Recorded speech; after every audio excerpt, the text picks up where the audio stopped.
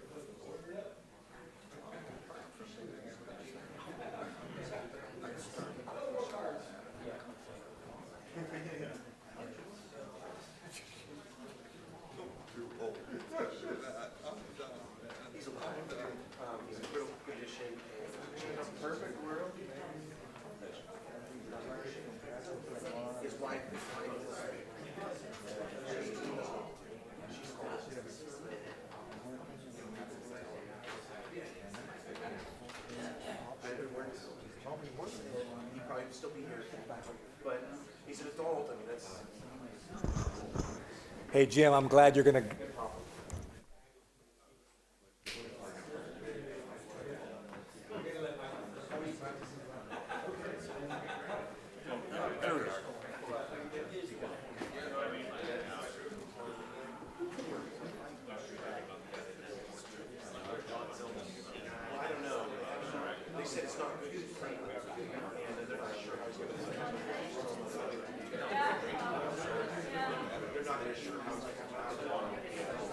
You didn't see my text.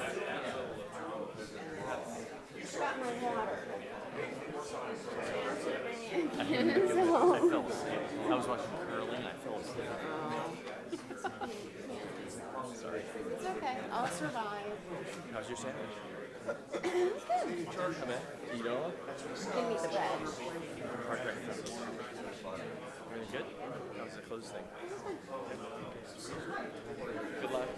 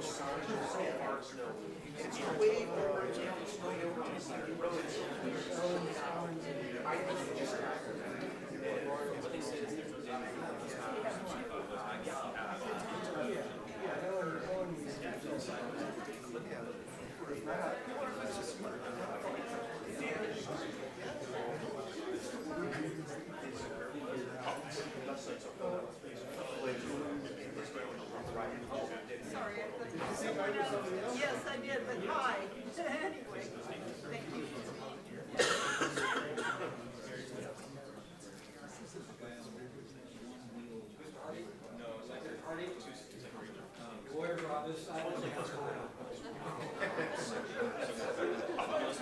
Well, I've never been one to go with the flow, you know. Besides, no one's paying me.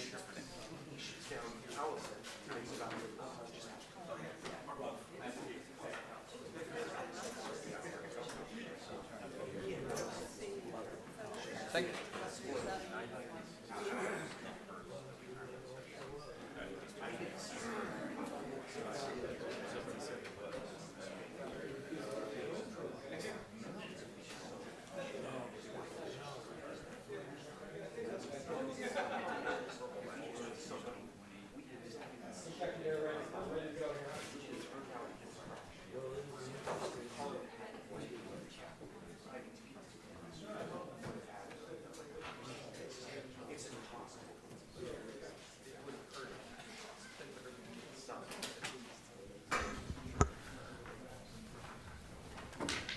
Looks like the videographer is ready to go. Is the clerk ready to go and staff ready to go?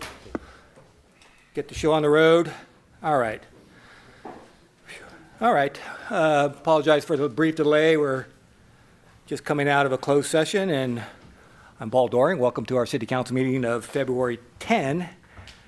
Call the meeting to order and ask our clerk to do the roll call, please. Mayor Doring, I am here. Vice Mayor Deasy, Councilmember Barrick, Here. Councilmember Spoterato, Here. and Councilmember Summers is absent. All right. And please join me in the Pledge of Allegiance. I pledge allegiance to the flag of the United States of America and to the republic for which it stands, one nation, under God, indivisible, with liberty and justice for all.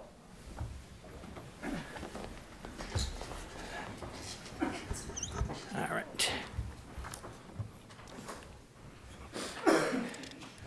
All right, we're on to item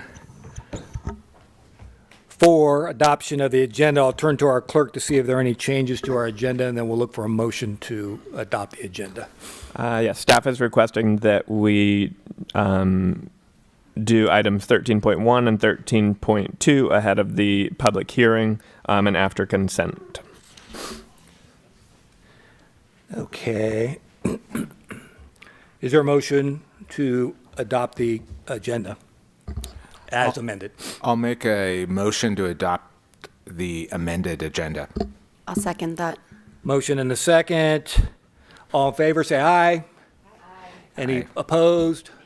That motion carries. Mr. Clerk, please remind me not to move ahead too quickly. Right after consent calendar, we'll move to 13.1, correct? All right, thank you. I tend to get a little overly zealous in trying to move our calendar along, so look to you to help me out. Okay, we're on to adoption of the minutes.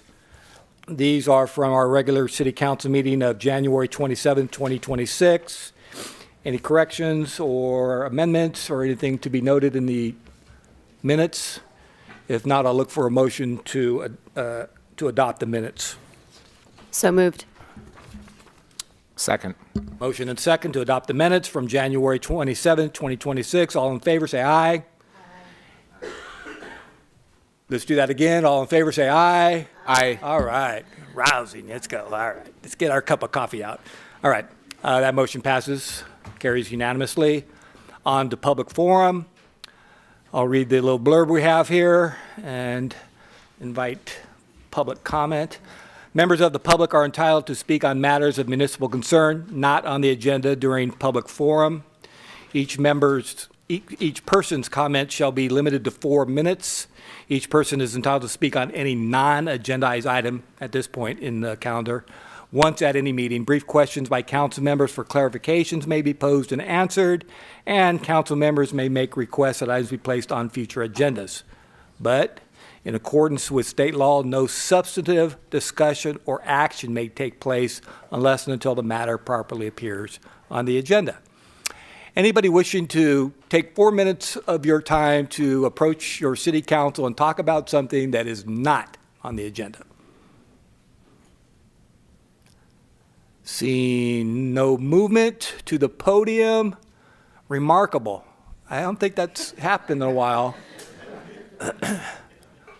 We'll close public comment and move on to reports by staff and city council, future agenda items. As I typically do, I'll turn to our city attorney. We did meet in closed session, had a labor negotiation matter. Mr. Walsh. Right. Prior to this meeting, the council had a special meeting where they met in closed session to discuss labor negotiations. There was another item on the agenda for city attorney evaluation, but that was canceled, and there's no reportable action from closed session. All right. Thank you, Mr. Walsh. I'll turn it back to Mr. Comello about any other staff reports. No announcement, Mr. Mayor. Thank you. All right. We have no presentations, public recognitions. Looks like we're on to staff briefing on item 9, Mr. Comello. Streets Master Plan Public Review Period. We do have a quick presentation, and I'll turn it over to Assistant City Manager Joe Leach. Thank you. Mr. Leach, welcome. Thank you, Mr. Mayor and council members and public. I think the public was so moved by last session's presentation of the capital improvement program that they came back. So I really appreciate the public for coming to this particular presentation. But what we do want to present to you tonight is the public review period of the streets master plan. On the website, we've also have in the agenda, social media, we've posted how to get to this link. If you select the link on the agenda itself, it'll take you to a website, and it brings up the streets master plan. Want to do just a really quick demo of how to get there, and it talks about it. The period started on the 22nd of January, and it closes on February 16th. But to get to it, it's interactive, so it comes up as a PDF, and in 15 seconds or less, you will see, or less, comments that have already been made by members of the public. You can have your name, or you can do it anonymously, but to be able to go through the document, make comments at various locations, and they show up as comment bubbles. Then the process will be is the consultant will take all of these comments and compile them in a document for which it'll go back to ATSC as well as to the council eventually for adoption. And with that, I will field any very brief questions on this matter. Colleagues, any questions for Mr. Leach? All right. None, I did want to make one comment. Please. Chair Chris Warner from the Finance Committee wanted to make sure that I made note that the Finance Committee is going to be engaged in this project, reviewing the estimates, how that fits into funding and impact on the general fund, and to the 3 different categories that they're reviewing projects and expenditures. And he just wanted to make sure that I made that comment to you during this presentation. So thank you. Thank you for that report, and encourage folks to get on our website and share your comments on the streets master plan. All right. Click that to item 3. Moving right along, we're on to the consent calendar. Members of the council or the public present at the meeting may ask that any items be considered individually for purposes of considering alternative action, for extended discussion, or for public comment. Unless that is done, one motion may be used to adopt all recommended actions. We're on item 10, consent calendar. Any items that any of my colleagues wish to have further clarification or comment about? Anybody in the public wishing to have more discussion on any consent item matter? Seeing none, I'll look for a motion to adopt the consent item calendar. I'll make a motion to adopt consent. Second. Okay, there's a motion and a second to adopt the consent calendar. I'll have a roll call, please. Councilmember Barrick, Yes. Councilmember Spoterato, Yes. Vice Mayor Deasy, Yes. Mayor Doring. Yes, consent calendar passes unanimously. On, Mr. Clerk, to 13.1, correct? All right. 13.1, new business. City of St. Helena Public Art Project, Mr. Camelo. Thank you, Mr. Mayor and Council. Since I've been here as a city manager, I've heard and has been expressed, a desire has been expressed by various people, including council members and members of the community, to bring more public art into the city. Staff, therefore, is very excited that we now have the opportunity to have several pieces of loaned art be displayed in the city. This has happened as a result of an introduction from Sue Furtick. Is she around here? There she is. Thank you so very much. To one of our artists, local artists named Gordon. I'll let Director Sylvester give more information about that. But as a result of that, staff has been working with the artist and exploring options to install public art here in the city. We hope that to install the art sometime at the end of this month or early March. With that, I'll have some additional comments, but I'll turn it over to Director Sylvester from our Community Services Department. Welcome, Director Sylvester. Thank you. It's a tongue twister. Good evening, Mayor and council members, members of the public. I'm going to take you through a slide deck here of a public art project that was presented to the city of St. Helena for a couple different, about 11 different art displays that we'll have throughout St. Helena on main corridors, some private properties, and we'll go over those as well. So next slide, please. So this is the artist that we are looking to work with and go into an agreement with. Just a quote from Gordon Huther. I look to Sue if I'm saying that correctly, want to make sure. I've spent my career exploring the power of public art, how it can engage communities and elevate the mundane to the memorable, creating lasting impressions in the viewer. So he is an award-winning Napa-based artist specializing in large-scale public art installations and private art commissions. Projects have included art installations for private corporations, transportation, parking garages. He does a lot, civic buildings, libraries. So lots of large scales that we're looking at in terms of pieces that we're about to do. Next slide, please. These are a couple photos you're going to see of just examples of his artwork that you may have come across at one point or have not, but just to show you kind of the depth that he does and what we could potentially have being brought to St. Helena. Next slide, please. These are a couple more of those as well. So we'd love to hear from our artist himself. He cannot be here tonight, but he did record a video for you for council to hear from him on next slide, please.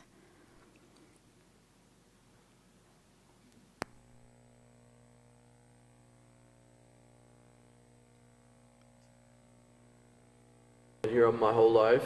I'm sorry I can't be there with you this evening. I really want. Good evening, Mr. Mayor, council members. My name is Gordon Huther. I'm an artist down here in Napa. I've been here my whole life. I'm sorry I can't be there with you this evening. I really wanted to be, but I need to be in Palm Desert for another project that we're working on. As you've already heard from staff, we have a plan to bring public art to St. Helena in a big way. We're going to breathe new energy and life into your city, and we're excited about that. We're prepared to loan you about $400,000 worth of sculpture, and we've mapped out all the locations and we're ready to go. The big idea here is not just the immediate benefits of me loaning this art to you, but we're planting art seeds that sets the table for future art installations in the city of St. Helena.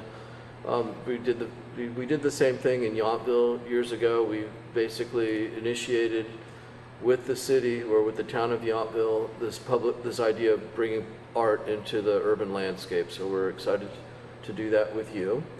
And again, I'm sorry I can't be there with you, but we're excited to be working together. It's kind of a homecoming for me. I started my career about 50 years ago on Allison Avenue, just down the street from you, on my father's kitchen table. So it's a beautiful homecoming and looking forward to working with you. Thanks. Ciao. So these are the photos of the artwork we are looking to install on a variety of sites, and we'll show you a map here shortly of where those sites are going to be. On the left here, you have the Hand of the Land. We're looking at Lyman Park for that.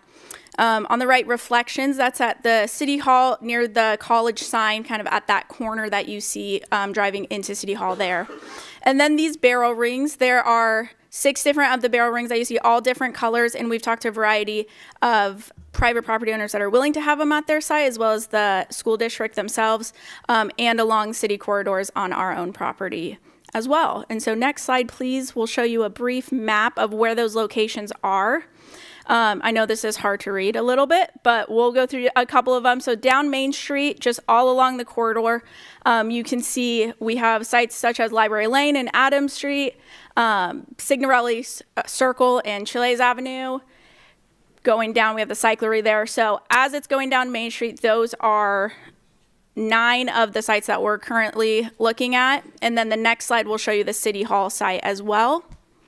And so right on that corner there for City Hall, the 11th being, I know I did mention 11, the 11th is the school district. We didn't have on that, but we have had preliminary conversations with them as well. So next slide, please. And so for this installation, they do need to be installed and anchored down to cement pads. Those cement pads will be poured and will be curated by the Public Works staffs themselves. On those barrel rings you see, the 2x2 pads is what is placed. The reflections over at City Hall is a 4x4 pad, and then in Lyman Park, a 6x6 pad as well. We'll work with Public Works to decide where the best locations in these areas are so that it does not take away from the park. It doesn't add extra work, but really it can stay and it can last for a long time. They will be looked at to be by engineers to make sure they are safe for public to be around. We can't tell people to stay off art and hope that that is the case all the time. We have concerts in Lyman, so we want to see them enjoy it. But these will all be, again, like I stated, checked out by engineers, and we'll have a thorough plan going forward with it. Next slide. And so these are the staff's next steps that we're going to be looking at. So we've had discussions with Gordon, our artist, so doing a loan agreement with our city attorney in the city as well to go into a loan with him. And we're looking at anywhere from a 1 to 2 year loan. We're in the 150th, so we really want to bring a lot of art here this year because it's an exciting year for us to just start putting art all over. Going into an MOU with private properties for placement of the art pieces, site visits for each piece to be installed on private property sites. So this is, again, we're going to locate on our sites. This will be where they are comfortable with it going on their sites as well.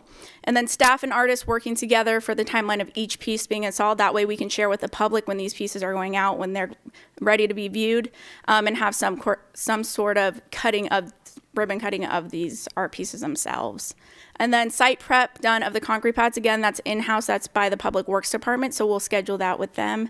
And then the installation of the pieces with the artists and with our staff as well to just ensure, again, everything's anchored down and done correctly for them to last on this loan. And then a final inspection will be done to make sure it's safe, make sure everything is going to be proper and that we have the upkeep of it, essentially. So next slide, please. And so that concludes that presentation for it. If you have, we like to just receive direction from City Council related to the presented public art project. And I know Mr. Camello may have additional comments for it. Thank you. Thank you, Ashley. Thank you, Director Sylvester. Mr. Mayor, Council, so today we are just asking that you, for general support on this endeavor. I just also want to point out that there's much to be done for staff. We will be working very closely, a couple of different departments, including the City Attorney's Office. The property owners, school district, everybody seems to be excited about it. Again, I want to acknowledge the contributions and the hard work of the artist, as well as Sue Furtick. Sue has made multiple trips, site visits to each of these sites to select the site, work with property owners. We will also be raising some funds. There'll be approximately $10,000 in costs that we will try to raise as much as we can. With that, you want to ask we'll let you know if there's any issues that come up, but for now, happy to answer any questions you may have. Any additional questions, clarifying questions before I open it to public comment? I have one. Is there an option to purchase the art looking down the road? Yes, there is. So each of these art pieces will have a plaque with the artist's name and the name of the art and so on. And if he gets sponsor's name. And yes, the artist can be contacted and it can be sold. Our agreement, which we're negotiating with the artist. Sorry to interrupt. I mean, purchase not for residents, but purchase. The city? Right, that we have an option, right? Sometimes like the hand, these can become iconic and sort of synonymous with a town, much like Yountville. I love art. Love this. Thank you, Sue. So just interesting, right, if that's been thought of. We had not, but thank you for the idea. So we'll make sure that as the city attorney's office is helping us with a contract, we'll put that as a first right of refusal, perhaps, for the city to purchase these items if there's a desire. We can certainly do that. Maybe we'll need to have some cash donations first before we start purchasing $400,000 worth I'm of art. hopeful. 2 years. All right, let me open it. Let me open it to public comment. Is there anyone wishing to talk to your city council about this project, which is very exciting, very cool? Welcome, Deanna. Thank you very much. I'm Deanna Griffin, a resident of the city, but this is in my residential status that I'm making comments today on this. I have a background in fine arts museums and collections, and I'm really excited to see the notion of color around the city in this way. It's also impossible for me after 35 years of work, including 2.5 years managing collections for the Fine Arts Museums of San Francisco. I know my way in and out of a loan form. To not just say a few words for your contemplation, and I'm not here to throw sand in the gears. I'm excited. Procedural precedent is something to think about. Insurance, for sure. Indemnity for property owners or the city, for the artist. And then as a resident, a comment on that I made actually in the last meeting as well, is this the right time? Now, I know that this city desperately would like some art. I would like to see it. But we also have a number of items on the table that are churning through, and our devoted finance committee are figuring out what the city's obligations are. It would sure be a shame to end up down a path having obligations for remedial work on a site, an art site, either to the artist or to a resident whose 5-year-old made a mistake. So I just wanted to put those out there. Those are for your contemplation. I'm excited either way and supportive either way. I just wanted to make those comments. Thank you.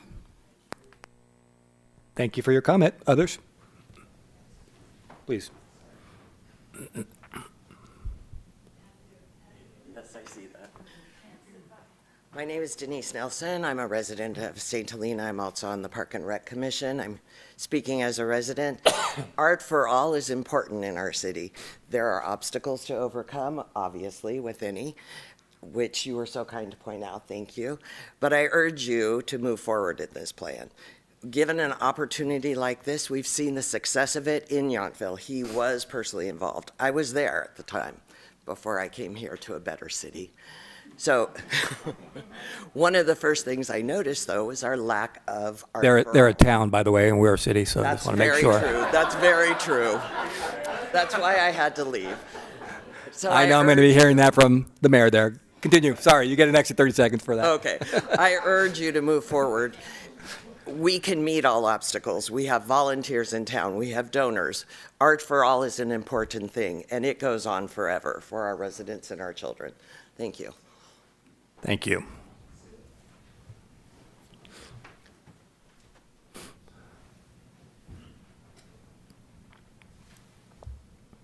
Hello, Mayor and Council and community. I'm Sue Furtick, and I'm one of your planning commissioners. I'm also on the board of Nimbus Arts, so I'm kind of tied to this, and I'm obviously biased since I'm a good friend of Gordon Huther, and this all was initiated very quickly over a conversation over the holidays, over a wonderful glass of wine, as we do here in Napa Valley.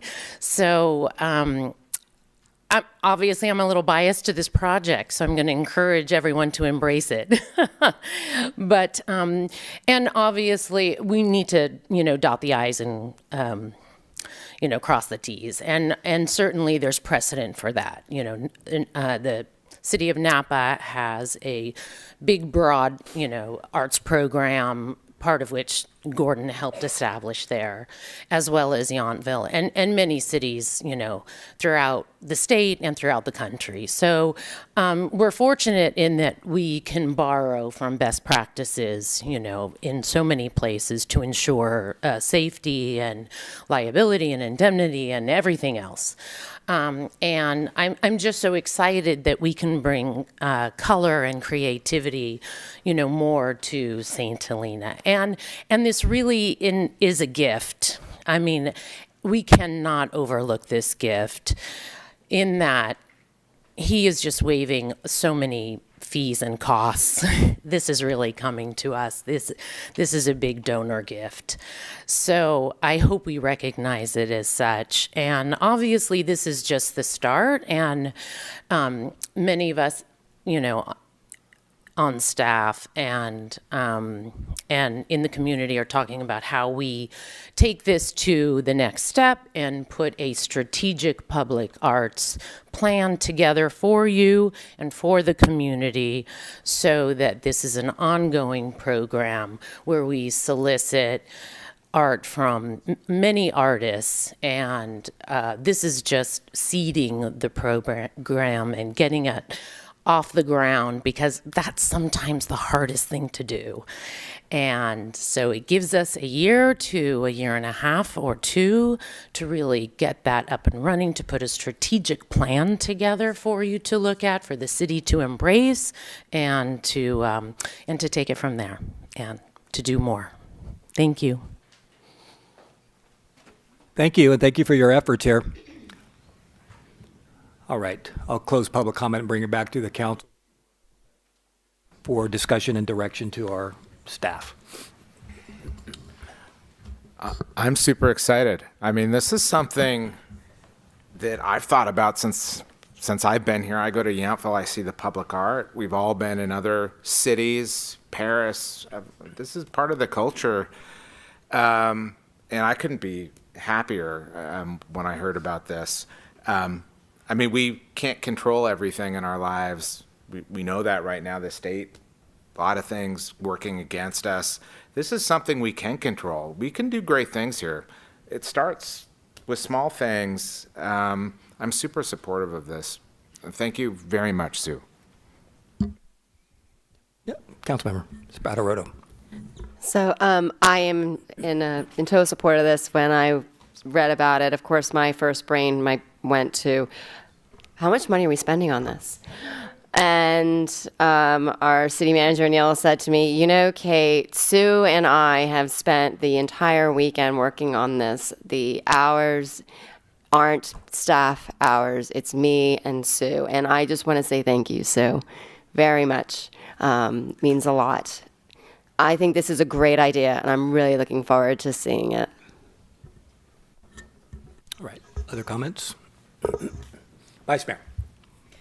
Yeah, I'm really excited too. Thank you to Ashley. Thank you to Sue. And I think that, I remember when I was on the Parks and Rec Commission, we did start this policy, and right, and there's a committee and great artists involved, and we needed a spark, and that's what we're waiting for. So it's really exciting to see it get off the ground. I would encourage everyone to keep that initial committee involved. There's amazing artists and right now we've got some movement, so let's keep it moving forward. And yeah, thank you. It's exciting. All right, thumbs up from the mayor. Exciting program. I'm the son of an artist. My daughter's an artist. I love art. But we have to keep in mind all the things that the city is required to do. The points that were made by Deanna, I think, are important.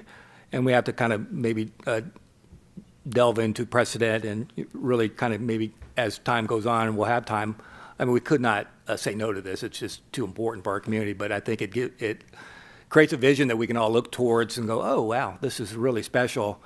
For me personally, I link art to mental health. And art brings me joy and brings me a more foundational, solid mental health. And I know it does that for many people. It's critically important. I can speak to that myself. And I know others can speak to that. It's just really, when you just sit and look at something for a few seconds and contemplate the joy it brings to you, it's something that we all need in this time. So I'm fully supportive of that, but we also need to make sure that we have our due diligence in terms of precedent and policies, and making sure that future art installations are aligned with our values and how we see ourselves. What do you think, Mr. Mello? I couldn't agree with you more. A couple of comments. First of all, I just want to make sure that I want to acknowledge the hard work from the city attorney's office. We are also working with CIRA, which is our insurance organization for risk. And I know that Director Kellogg is working on that aspect of it. I also want to acknowledge the contributions of our Public Works Department, specifically Carlos Uribe, and of course, Director Sylvester, who are working on aspects of it. We also got involved with our building official who had to work on the structural aspects of it. So there's a lot of departments have been contributing and working on this issue. It's not been easy, but we've been doing it on the sprint. And the reason is we got this offer. The right thing would have been to form a committee. We are really good at that, form a committee. Then we have a task force, and we have a subcommittee.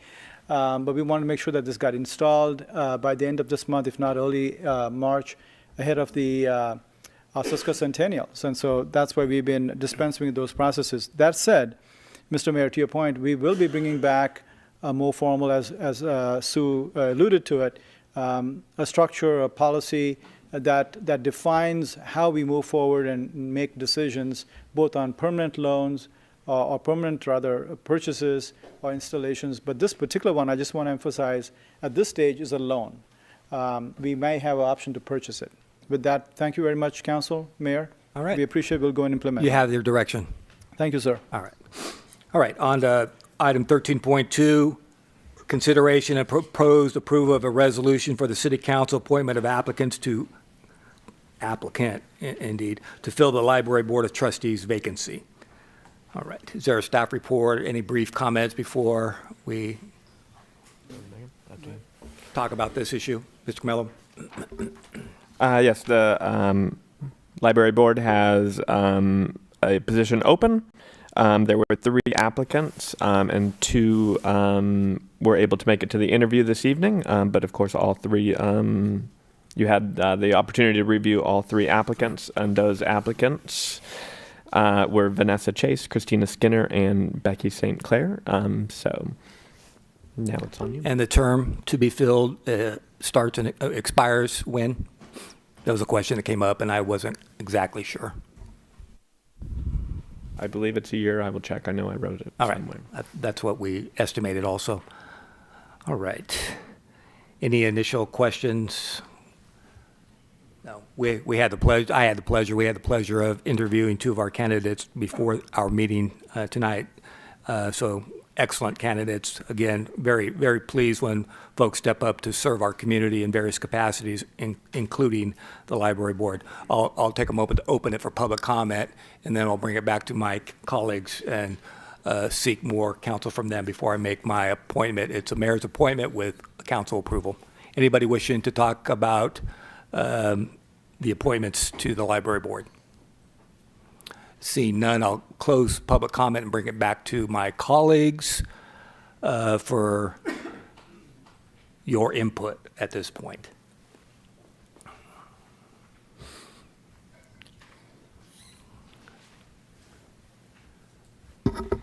Vice Mayor, DZ. Well, we have 3 great candidates. We do. And I think we can't go wrong. All right, Vanessa Chase has been really involved in the elementary school. Christina Skinner is a really impressive young woman who grew up here and is ready and willing to contribute. And Becky St. Clair brings great energy and nonprofit and community program experience. So they would all be fantastic. All right. Other comments? All right. I agree with your comment. All are very highly qualified. I was particularly impressed with the tone and demeanor and passion of Christina Skinner. There's just a very beautiful sense about her that presented well, passion for young people, working to bring more young people to the library. Seemed like a passion that she has. And I think, from time to time, we need it in our community. So I will nominate Christina Skinner and would appreciate a second, and we can take a vote. Second. All right. There's a motion and a second. I'll bring it back for any more discussion about the matter. All right. Motion and a second. Roll call, please. Yes, and just to clarify, the term does end June 30th, 2027. All right. I said July, so I was slightly off, but thank you for that. Roll call, please. Mayor Doring, Yes. Vice Mayor DZ, Yes. and Councilmember Barrick, Yes. and Councilmember Spoterato. Yes. All right. Mr. Clerk, as I understand it, we now go back to the public hearing 11.1. Is that correct? All right. Let me find my place on my agenda, and we'll back to that. All right. Okay, we are here for the public hearing, and Mr. Camello, you want to introduce the staff who will then introduce the item? I know we're going to have a staff report. Thank you, Mr. Mayor. We will have a presentation by, well, we have several staff members here available to answer questions. We'll have Joe Leach, our Director of Public Works. We got Jim McCann sitting at the table at the first time as the interim Community Development Director, and Mike is going to represent us as a consultant, providing us information on the housing-related matters. I'm not sure who's going to take the lead on this. Go for it. I will, City Manager Kamel, and good evening, Mayor Doring and council members. My name is Mike Janisek. I'm a consulting planner with M Group, and I'll be presenting the staff report for Spring Grove subdivision. An overview of my presentation this evening, I'll provide a refresher on the project description and scope of work, reiterate staff's findings and staff's recommendation, and we'll also review key issues that have come up during the previous public hearings. Just a reminder, location of the project site. It's located on Spring Street, in between Stockton Street and St. James Court. It's in the centrally located part of town, 2 blocks west of Main Street. And it's comprised of 3 parcels that total 2.53 acres.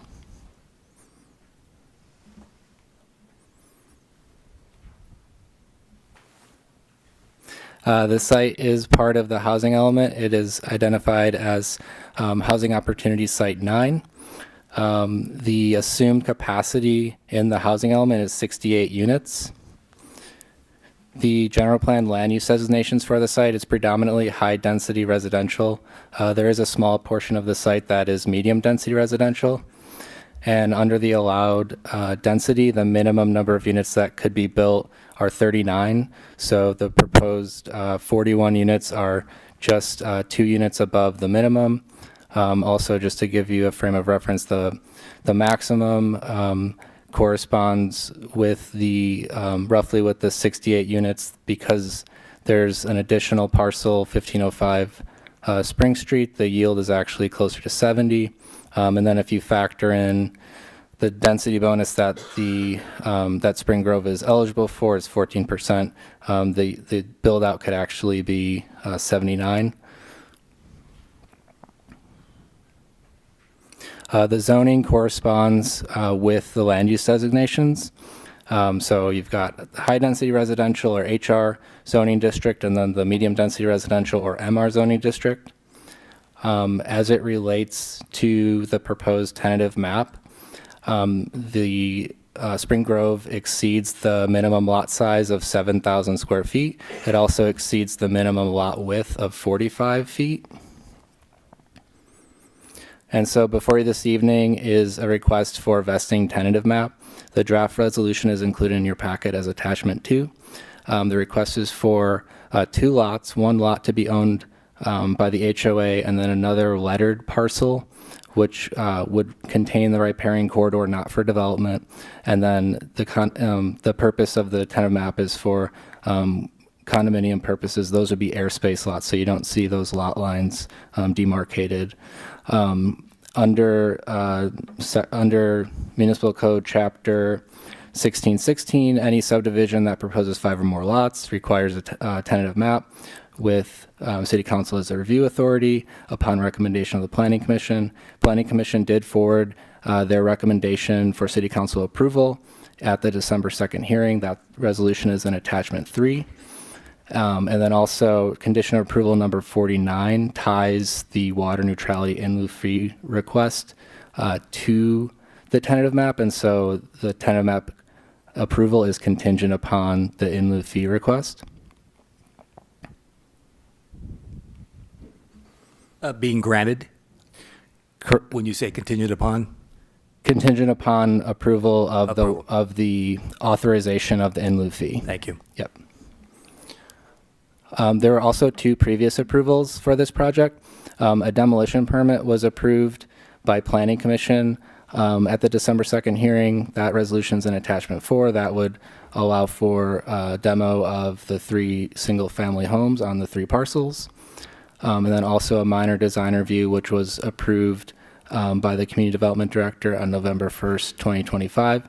This is for project architecture and amenities, and this is for projects that are consistent with objective design standards, which were adopted by the city in 2023. There'd also be future council actions, the final map, and also concurrent with the final map would be the affordable housing agreement. And I want to highlight a couple bills that this project falls under, a couple state laws. So the first is SB 330. This was an amendment to the Housing Accountability Act.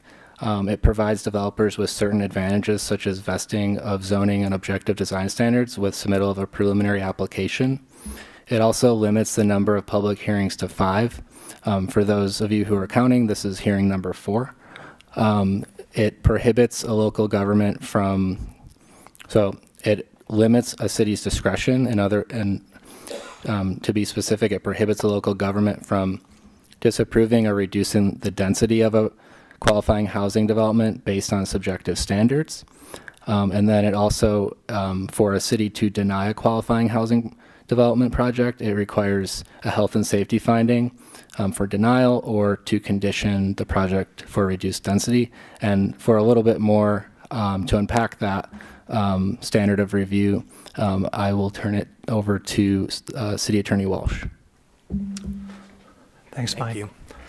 Yeah, and so we've had conversations about this throughout this process, but I just wanted to remind, because there's been a lot of discussion in the community about what the city would need to do in order to deny the project or approve it at a lower density. And so I just wanted to make sure that the council kind of remind you of what the standards are in order for you to do that and to add a little more color to that. So if you were to deny the project or approve it at a lower density than what's requested, the city would have to develop written findings, and those written findings would have to find that there is a specific adverse impact on public health and safety.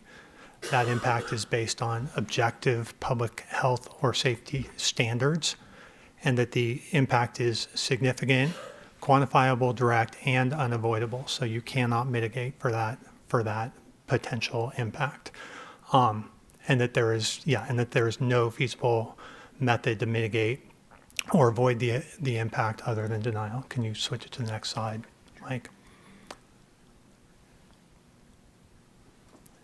And then there's also been some discussion about objective standards and whether or not the project is consistent with objective standards. So the law also includes kind of a standard for objective standards, what can be considered an objective standard. And that's in the Housing Accountability Act in subdivision F4.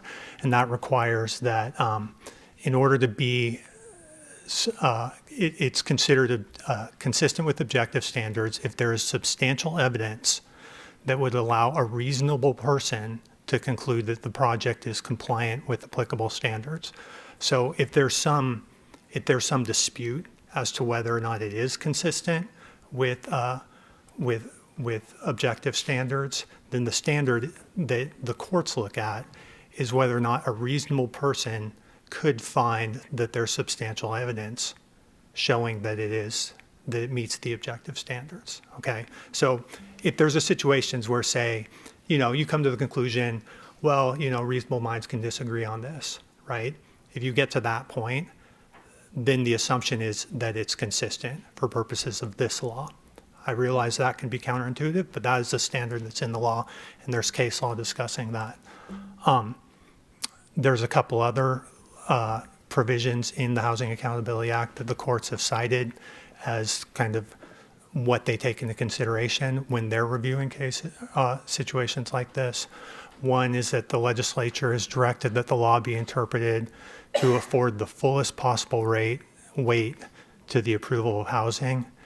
And then in addition to that, in the subsequent section of the law, 65589.6, it says that in the event of a denial of a housing project, the city has the burden of proof to show that it complied with applicable law. So if you deny a project, the law sets a different burden of proof. It puts that on the city council. So I just wanted to provide that for council. And as you're deliberating, we can go back to this if you want, so you understand kind of what the parameters are for your decision-making process. Thanks, Mike. Can you go back just to that last point you made on the slide, please? So, in the event of a denial, the city has the burden of proof to show it complied with it. It is the city. Okay. You deny the project, the court will look to you and say, you have the burden of proof. I understand it. I didn't know who you were referring to as it. It confused me Sure. a second there. It kind of threw me off. It is the council in this got it. instance. Thank you, Mr. Walsh. Another state law that the project is has been submitted under and is eligible for is AB 130. This is a recent bill that has gone into effect June 30th of last year, and it made significant modifications to CEQA. Specifically, it created a new statutory exemption for infill housing developments under PRC 21080.66 if certain site conditions are met, such as is the project not located on a wetland, is it not located on an earthquake fault zone, things of that nature. The eligibility criteria has been included in your packet as attachment 9. And then AB 130 also makes modifications beyond CEQA. It amends the Permit Streamlining Act. And so there is a hard deadline, so to speak, for the city's decision on this item. And the city council must approve or deny the project by March 10th of this year.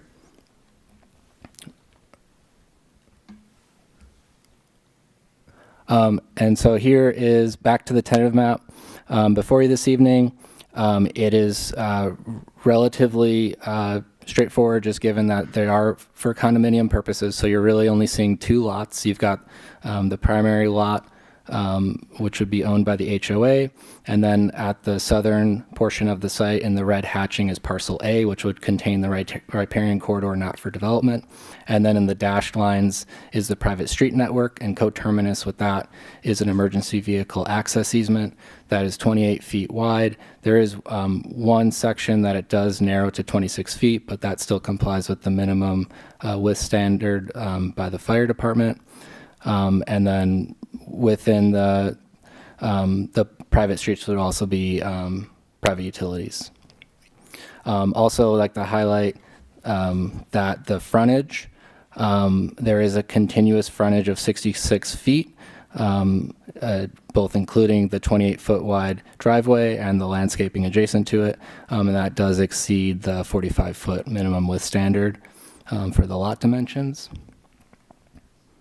And so staff is able to make the required findings under Municipal Code Section 1616-080A. There are 2 necessary findings that the council must adopt in the resolution for approval of a tentative map. And the first, the project is consistent with the general plan, both in that it is a housing element opportunity site, and the housing element is a part of the general plan, as well as in attachment 7, you'll see staff's analysis of general plan consistency with other policies. There are no specific plans that apply to the site, and the site, as I just reviewed, is consistent with all dimensional requirements in the subdivision code and in the zoning code. And then for finding 2, the project does provide for passive heating and cooling opportunities, namely the southeastern orientation of the building maximizes solar access, and there will be rooftop solar. And also the east-west orientation of the buildings, if front and rear windows and doors are open, would allow for up-valley breezes to create a cross breeze. So those findings can be made. And with that, staff recommends adoption of the resolution for authorization of the water neutrality in lieu retrofit fee, and also recommends City Council adopt the resolution for approval of the tentative map for the Spring Grove subdivision. Next few slides, I want to go through and review key issues that have come about over the last two council hearings. So if you allow me to present a few more slides. These key topics, so existing occupancy, the site, or the project, excuse me, is required to replace any protected units. And what that means is if demolition of those 3 homes, if any of those homes were deed restricted for households at low or very low income levels, or they were subject to local rent control, or effectively they are rented to households at those income levels over the last 5 years, then the developer would be required to replace those units in their proposal. And we've crafted condition of approval number 25 that will ensure that by the time the affordable housing agreement is forwarded to the council, we will have a definitive answer on if any of those units to be demolished are protected. Water neutrality, City Council has the authority to grant the water neutrality in lieu fee request. The applicant has submitted a calculation in attachment 11. Public Works has reviewed and verified that calculation. They've accepted it. And they have recommended that council authorize the in lieu fee request based upon the hardship of finding the 34 retrofits. There have been some questions in the public comments over the methodology. Public Works staff has provided a detailed response in attachment 12 that really gets into the details of the calculation. They're also here this evening for any further questions. On-street parking, there is no on-street parking proposed. The project is overparked in the sense that it exceeds the minimum parking requirement. Each unit would have a 2-car garage, and so 93 spaces are provided. It exceeds the minimum 77. That minimum includes guest parking as well. There would be wayfinding. There's a condition of approval number 19 that requires wayfinding of delivery trucks so they don't park in the private street. And then the HOA and the CC&Rs would expressly prohibit on-street parking within the development. The partial retrofit option, it is an option council could pursue if they wanted to propose a condition whereby the applicant would find some of the 34 homes to retrofit, find some demand within the community, and then pay the fee for the balance of the necessary retrofits. However, just given the challenges of finding demand, whether through surveying methods or others, and also the administrative cost of enforcing the condition, the applicant to date has not been amenable to this hybrid approach. With that, I'll turn it over to our fire department staff. Both the fire inspector and the fire chief are in attendance, and they'll be speaking to public comments on fire access. Good evening, Mr. Mayor, City Council, City staff. Thank you very much for having us. My name is Alec Vidler. I'm Alec Vidler. I'm the fire inspector for the City of St. Helena Fire Department. We just have a couple of things that were brought to our attention as concerns that we looked over them, reviewed them, and came to some conclusions on them, so we wanted to highlight those now. The first thing is the vesting tentative map proposes a minimum 26-foot wide emergency vehicle access easement, as you can see on the slide. It's actually 28 feet in most portions of that drive. Let's see, page 5 here. So some of the issues that were brought to our attention were the possibility that somebody could park illegally there, which would potentially narrow the space that engines could get by.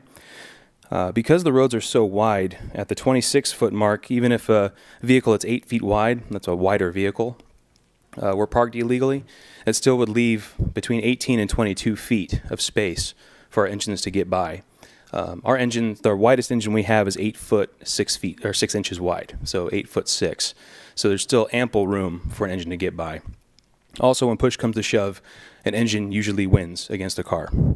So there's always a way for the fire department to get in there. There's never going to be an issue where they can't get in that regard. The second one, the buildings are required to have NFPA 13 fire sprinklers throughout. This is a standard requirement for all housing, and it is not going to be any kind of exception on that. They're definitely going to be sprinklered. So there was some talk about the construction materials. The fire sprinklers are rated for those construction materials, so that's why they're in the code that way. And then the third point here is access from two directions. This was a big bone of contention for safety. And get my page here.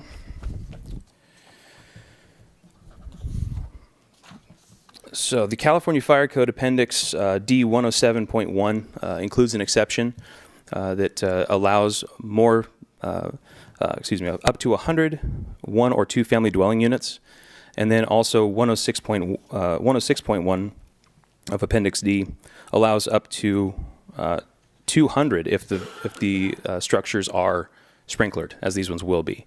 So the requirement for a secondary access is not necessary because of the fire code exception that is in place, and there's no verbiage in our code to negate or cancel out that exception. And with that, do you have your? Oh yes, yeah. Next slide, please. Thank you. Okay, so the next one was dead-end roads without turnaround. So a concern was the ability to get engines in and get them out. Now, a turnaround is typically shaped like a hammerhead or a bulb out, but with this particular project site, or tentative map, I should say, the intersections actually serve as those turnarounds. They serve as hammerheads. They had to meet the specific requirements of turn radius and dimensions for a hammerhead, and there's two of them. So when streets A and B meet, and when streets B and C meet, there's hammerheads there. There was a concern about the distance from the first hammerhead to the end of the dead-end road on Street B. But where we measure that distance from is the end of the return on the hammerhead. So when we measure from the return of the hammerhead to the dead-end road, it hits 150 feet, which is the minimum or the maximum you can go without having a hammerhead turnaround. So it is in compliance with our need for turnarounds and hammerheads as well. With that, I'll give our attention to our chief. Hello, Mr. Mayor, Council, John Good Sorensen, evening. Fire Chief. I have some fire safety related concerns to clear up.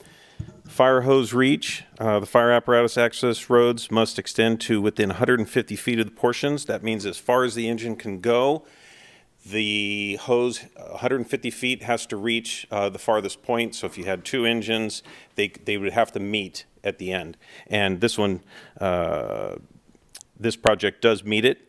It is right on 150 feet from both directions, and that is a standard from the National Fire Protection Association. NFPA minimum is 150 feet because a hose attack load is 150 feet. But 20 years ago, we switched to 200s, so we have 100 extra feet for overlap, and that's our department. Others, the minimum is 150. Water supply and fire flow. Adequate water and fire flow must be established at the time of the sprinkler plan submittal. If the existing water supply is not adequate, the fire department will require fire pumps to bump up the system to meet the flow. And that is a deal breaker. If it doesn't meet it and the fire pumps won't do it, then the project won't move forward.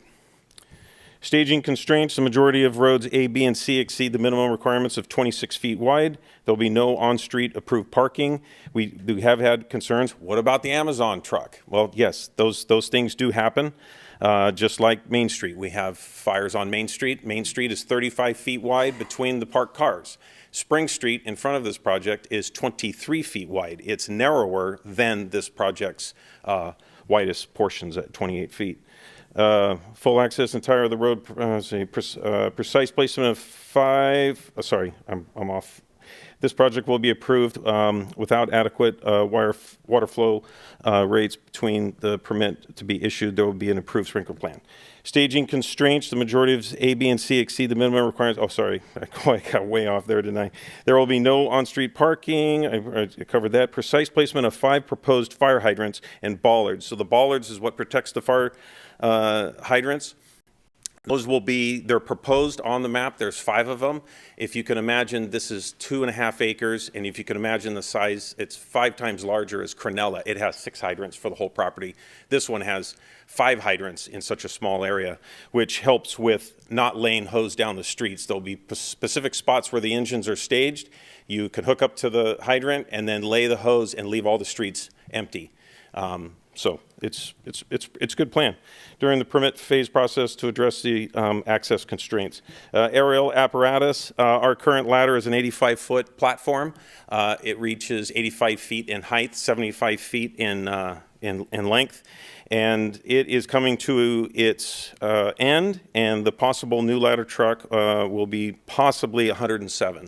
So we should be able to do that. Our ground ladders will reach the top floor. If the ladder truck is out of service, we can do a rescue to the top story, which is the garage, the first floor of the dwelling, and then the second. And then if you look at the staff report, you'll see how we've laddered Turley Flats, which is a similar situation. So. And this project has been reviewed thoroughly by our fire inspector, our chief building official, and myself, and it is consistent with life safety standards set out in the California Fire Code and Municipal Code. We all conclude that this project is safe. Any questions? I'm sure there will be some. Any questions right now at this point? I see a... Mr. Mayor, are you asking for just clarifying questions, not questions of more substance? Yeah. Yes. Clarifying. I mean, you can ask any question you want at this point. If you have a deep dive on a question, you can wait. Not really a deep dive, but you mentioned D107.1, or, excuse me, our fire inspector. I didn't quite get it. Sorry, what was your name, sir? Alec. Alex? Alec, with a C. Alec. If you call me Alex, I'll still answer you because everybody calls It's me okay. Alex. So I will call you Alec. Alec, there's some folks that might say that the D107, that our code, we're misrepresenting what's in our books. And I think, I'm not sure if Mr. Walsh has had a opportunity to look at the memo that came in this morning from Wolf and Associates. But it lists out an awful lot of things, and that's just one of them. And I'm not sure if the fire department's had a chance to look at that as well. But could you comment on not just that piece, but more broadly, other areas where there's some confusion on what our code actually is and what it includes? I know that our legal team, BKK, has submitted previous answers to some of these questions, but this looks like Wolf and Associates has, drawn into question some of those conclusions. Sure. So it's the fire department's stance on this, and it has been for quite some time. I even conferred with my predecessor, Jim Capone, who was the fire marshal for many years, about this section of the code. He interpreted it the same way we did, based on how it was written. Because in his understanding was that unless there's verbiage in there that specifically negates a portion of that section, that it would still be in standing unless there was something saying that it's not.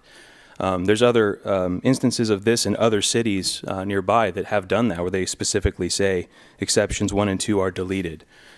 So the verbiage has been there in those different areas. Now this amendment was carried over even during Jim Capone's tenure. He said that when he started, it was already in place. And Mr. Walsh could probably speak more to the history on that. I don't want to overspeak on him, on his case, but the time that it started could only go back to, I believe, 2007 is when the codes all changed. And so there was no way of determining if that amendment was even in there in 2007. And the staff report, the earliest staff report we could find, didn't specifically say those exceptions were not in play. And Did you want to say something, Mr. Walsh? I can when you're done. Oh, okay, yeah, I'm pretty much done. Okay. Sure. So I have heard the letter, and I responded to the first letter, and I can, if it's helpful, I can talk through kind of how we're thinking about this. So the first issue from our perspective is that our staff, our fire staff and building staff read the code in a specific way, which is what Alec just described. It's been their view over the years that if they're going to change language in the local amendments to the building code, that they will specifically call out the language that's being changed. So like he said, like they've done in some of the other local cities, if you were going to delete something, then you would explicitly say that it were deleted. With that specific section of the code, they added the language multifamily, and so that's why, in the view of our staff, that they had that in there. Okay, so that's kind of the first point. That was staff's interpretation at the time. The second is that under the Housing Accountability Act, there's a process that you go through to review to see if things are consistent with objective standards, and if they are not consistent with objective standards, then you have to tell the applicant within 30 days for a project of this size, within 30 days of when the project is deemed complete. So you have that 30-day period to notify them. And this is to avoid kind of getting to the 11th hour, going through the entire process, and then saying, oh, guess what? You're not compliant with an objective standard, so your project gets denied. So is it fair to say for us, not being as immersed in the topic as you and Alec are, that 30 days is expired? Yes. So it is irrelevant, even if... In my view, yes. That'd be that time has passed. And then there's a couple other points that we raised in our letter that I just want to make clear, is that and this was one of the ones raised in the Wolf letter today, is that every 3 years, there's a new building code, and that includes the fire codes.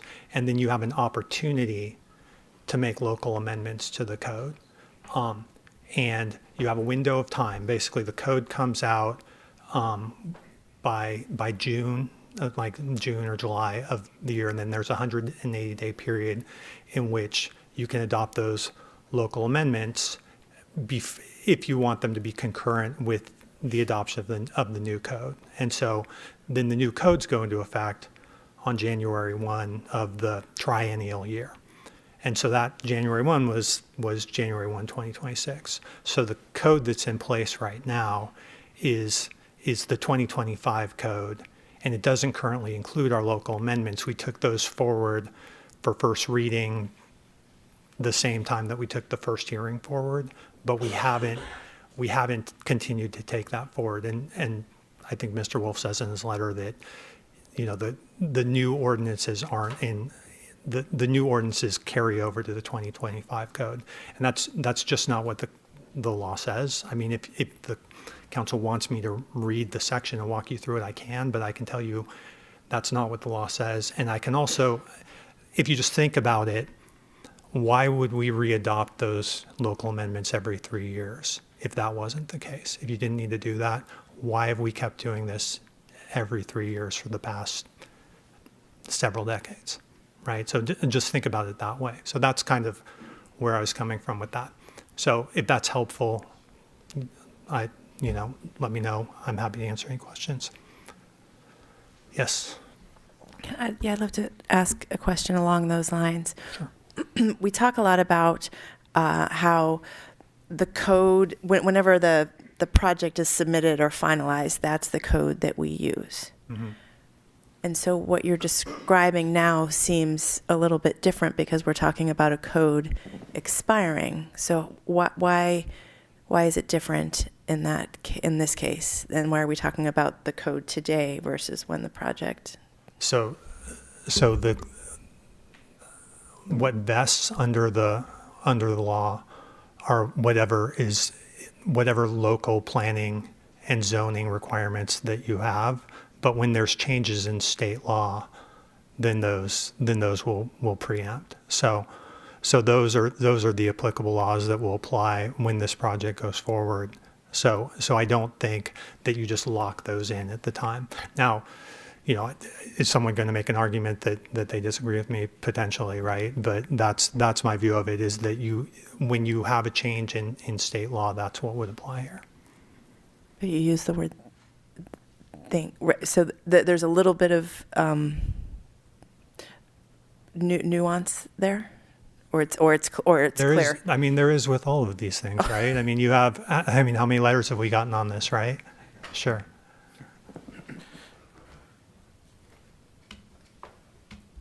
But you're saying that some codes, local codes, are vested early on.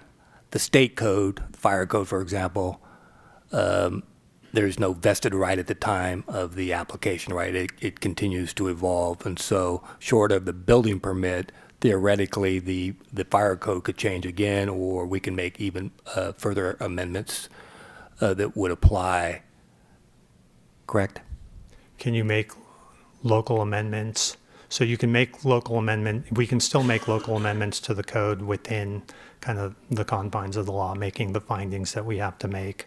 We're subject to the requirements in AB 130, which restrict our ability to adopt new local amendments that haven't been in our code previously that would affect housing. But yes, we can still adopt our local amendments. I think, Mr. Mayor, I just needed a clarification on local code versus state Right. code and vesting, and so that I think you hit that. But Mr. McCann, you're exactly correct that the local regulations, those things in our municipal code, including zoning, do get locked in when the application is determined to be complete. yeah, locked in is a good word. Thank you.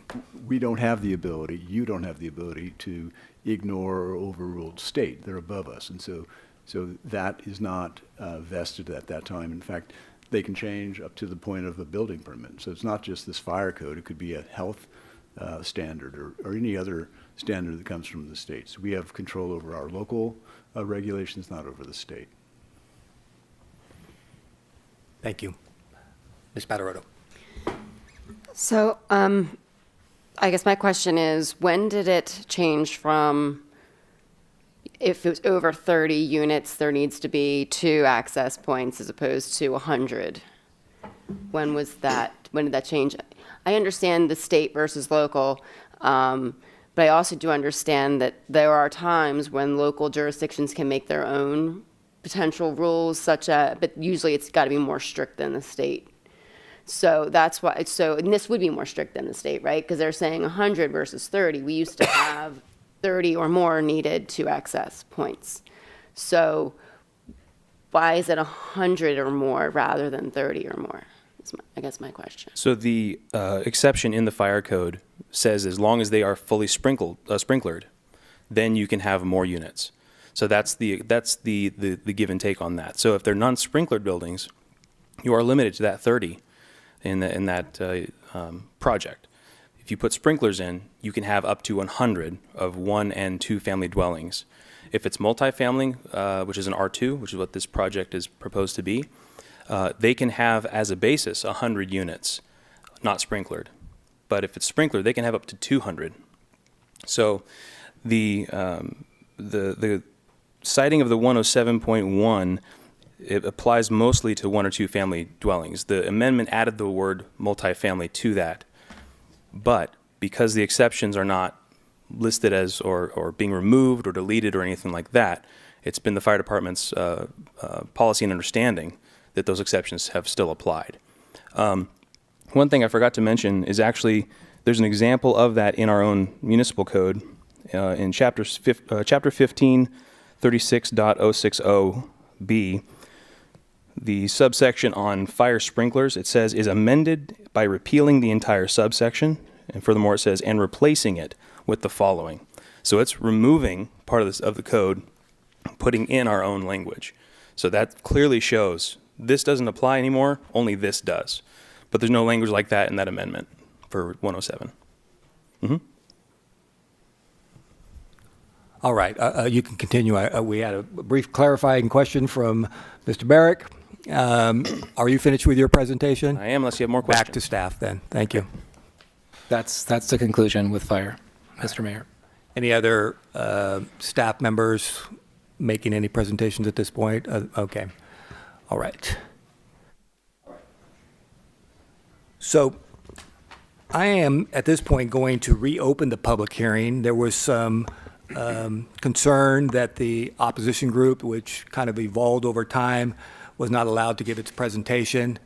I'm not sure if it was a spokesperson was designated, but apparently there is a spokesperson designated to speak for the neighbors. And so I'm going to allow the 15-minute presentation with a 5-minute rebuttal because that is what our code of procedure requires. I also allow others to speak on the issue with 4 minutes. And I will hold you to the 4-minute rule strictly. I think I was a little, nice the last time, and folks started pointing to others, say, well, you gave them 30 seconds more, and so the mayor, I'll take ownership of that. It's just easier if we all just stick to the 4 minutes, but at this point, I'm going to invite the spokesperson for the opposition to speak, and I don't know if there's a presentation or not. There'll be a 5-minute, and then you may not necessarily have to do your 5-minute at this point, but I will then invite public comment. Mr. Walsh, when would I be closing the public hearing? Would I do it after all the comment or just after the rebuttal? Just to be clear, I want to make sure I do that correctly. Or does it matter to you? I would leave it open until you're done with public That's comment. what I thought. All right. Welcome, Thank Mr. you. Wolf. Thank you. Quick point of order. So 15 minutes now, and then I get 5 at the end after public comment? Is that what's happening? No, the applicant gets 5. I see. If I don't take the full 15, would I get the opportunity to use the balance for some form of rebuttal? What do you think, Mr. Walsh? That is not what the code or your rules of procedure say, but that's a prerogative of the chair, I think.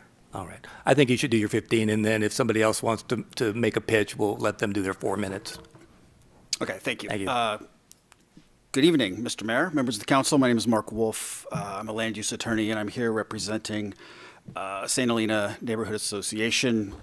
I apologize in advance for the deluge of argument and letters that I've submitted, but this is a very dynamic, complex issue, as you all know.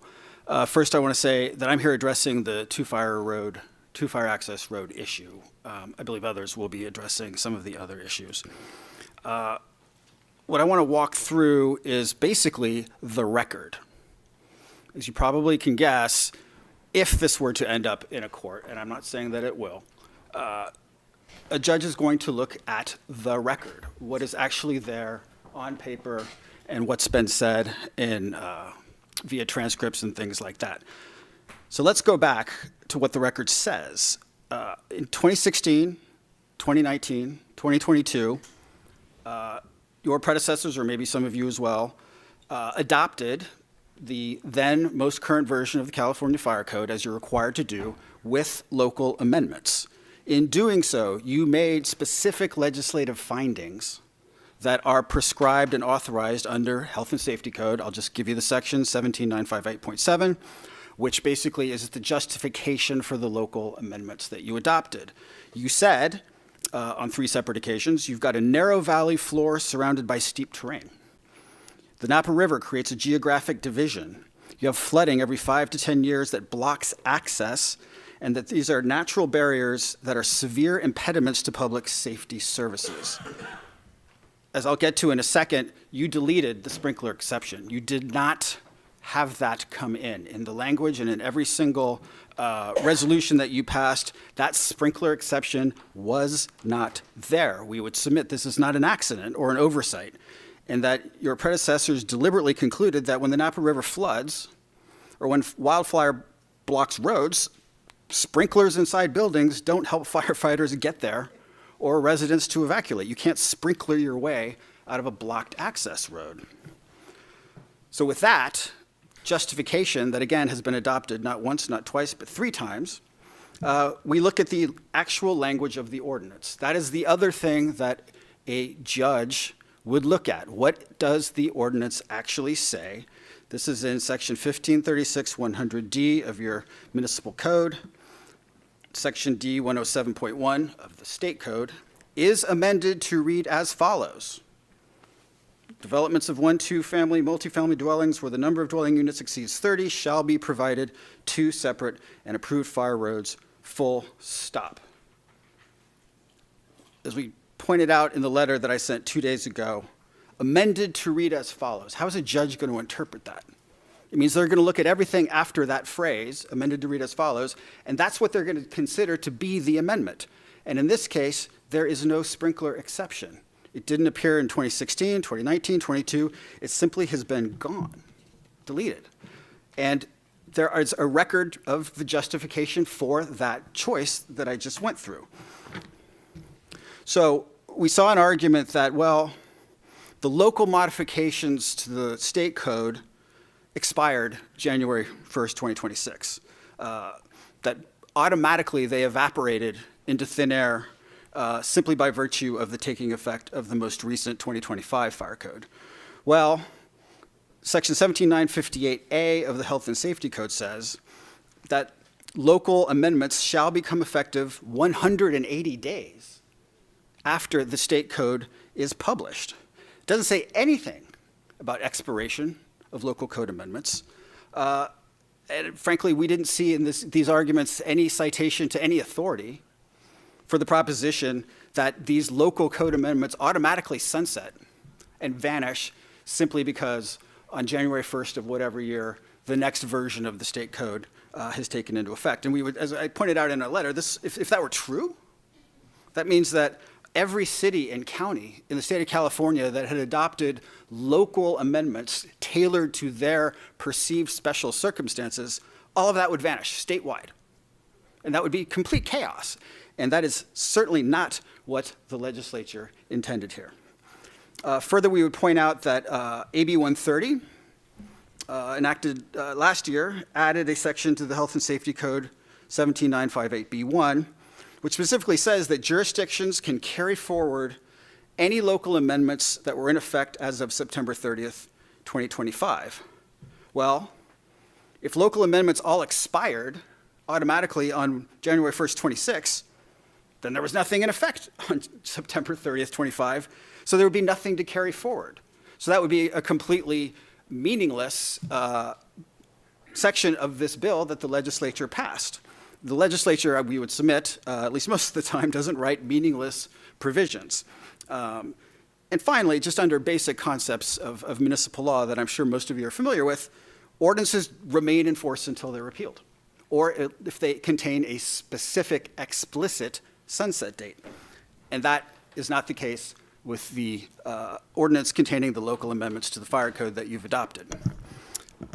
On the question of, well, the staff's practice in the past has been only to list modified language in the local amendments, and by not including the sprinkler exception, that's just because that wasn't their practice, so that wasn't really intentional. All I can say is, once again, amended to read as follows means what it says, and I believe a court is going to say that it means what it says. But either way, we've seen no resolution, staff report, correspondence, anything that would establish this so-called routine practice of not showing deletions in things. And I would ask, where is it? Where is the proof of this long-standing staff understanding and practice when it comes to these local amendments? So, to just address one point that was made earlier in terms of the codes being locked in, I don't think you can have it both ways. These local amendments are local ordinances, regulations, and standards, and they were locked in when the preliminary application was submitted. To say, well, the state code preempts and therefore that wasn't locked in, that might be true, but these are local amendments that have been made, and I would submit that they were locked in. on the theory that section D106, not D107, governs because this is a multifamily development, not a one or two family development. Well, the local amendments themselves specifically inserted multifamily into them. And so that is, I think, dispositive of that question. Incidentally, that was the whole point of the amendment, or one of the points of the amendment was to insert multifamily into the requirement to make it more stringent. We saw an argument that says, well, staff intends to strike or multifamily in the next cycle as unnecessarily duplicative. Well, if it's duplicative, that means it was there and was operative as well. Policy arguments. Well, we've got the housing element, and this site was listed as an opportunity site, and we have to, and we rezoned for this purpose, and therefore we can't go against what we said in the housing element. I would respond to that simply by saying none of that, nothing in the housing law authorizes waiver of health and safety standards. In fact, it's the opposite. If you have quantified, objective health and safety standards that are in effect, not only can you deny a project, so long as you make the necessary written findings, we would submit you have a duty to. You have to protect the public health and safety. And you would be violating that law, in this case, local amendments to your fire code, unlawfully. So the housing element law, density bonus law, none of these housing element laws trump quantified, objective public health and safety standards. On the issue that, well, we had this 30-day period after the application was deemed complete to notify the applicant that there were some inconsistencies. That's true with respect to development standards, zoning requirements, general plan standards. Does not apply, once again, to quantified, objective health and safety life protection standards. So the bottom line, just to sum up, St. Helena made express topographic findings 3 times when it adopted local amendments to the fire code. In each case, the record certainly shows that the deletion of the sprinkler exception was deliberate. That language amended to read as follows. Those findings, we understand, were filed with the state with each adoption of the local amendments to the fire code as required by the statute. And all of it followed the proper legislative process. So to say that the fire code sections expired automatically, frankly, there's just no legal support, no authority, no citations to support that claim. To say that the exception was just not intended to be deleted, I think that's contradicted by the findings that were adopted in the context of the local amendments. To say that a different code section applies, D106 versus D107, I think that's contradicted by the text of the ordinance. And the idea that the Housing Accountability Act, or SB 330, somehow vests rights in projects that do not comply with legitimate objective health and safety standards, I think that is incorrect as well. With that, I see I have 3.5 minutes left. I'd be happy to answer any questions or turn it over to others at this point. Trying to get a better understanding of your argument on the 2022 code and the amendments to that code. I'm not sure, so I'm going to walk you through it. January 1st, 2026, the 2025 code starts, correct? And so at that point, you have these amendments, sort of these amorphous amendments that have been around for a while. But if you don't have a 2022 code, what are those amendments amending at that point on January 1st, 2026? Okay, excuse me. That's an excellent question. Let me take a step back. So there's the state code, which is basically the floor. These are the minimum fire code standards that every jurisdiction in California has to have. But the Health and Safety Code specifically authorizes local jurisdictions to adopt their own amendments to the code if they make certain findings based on topography or just necessity, something that makes them different. So in 2022 and before, you did that. There was the state fire code went into effect on January 1st, I'm guessing 2023. Sometime in January, some period of time later, you adopted a resolution that said, we hereby adopt the 2022 California Fire Code amended as follows. Okay? During that period of time between January 1st, 2023 and your resolution adopting with amendments, we would submit that the 2019 local amendments remained in force. The statute allows you actually a full 180 days to do your local amendments. And we think this argument that all those local amendments that you had adopted previously vanish and could remain vanished for 180 days if you wanted, we just don't think that's a plausible interpretation. All right, thank you. Other questions? We have, what, about 30 seconds left, a minute left? I have one question. Thank you. That was great. Thank you. End of the day, right, there's state laws that are hurting county laws and then city laws, and there's some degree of inheritance from an authority standpoint there.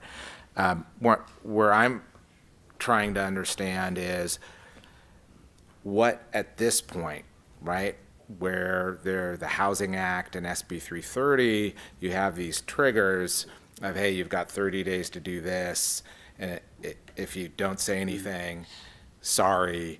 How those impact some of these health and safety standards, particularly when, the kind of like a court, it feels like today, but you have your own health and public safety staff saying it's safe. How does that reflect from our liability standpoint and risk standpoint vis-a-vis SB 330 and the Housing Act? So maybe that's less, maybe not for you and maybe for Ethan, maybe it's for both of you, but not a lawyer, so somebody help me through that. I guess I maybe heard two different questions. One was the SB 330s, you got to tell them within 30 days if there's anything inconsistent. That's one question. And then, well, what happens if your staff is telling you that the whole thing is safe? Yeah, anyway? there are, yes, correct. Okay, so with respect to the first question, when it comes again to health and safety standards that are designed to protect human life, they're not subject to that 30-day requirement. I mean, imagine if someone submitted an application for a housing development project smack on top of some toxic waste site, and staff just didn't catch it. They didn't notice. And so 30 days later, they didn't say, hey, you're violating our health and safety requirements that protect people from exposure to toxic waste. It is not the outcome that, therefore, your hands are tied and you are no longer able to enforce your, again, quantified objective health and safety standards. You're always able to enforce those as necessary to protect human life, public health, and safety. The second question, sorry, remind me? If your staff is telling you everything's safe.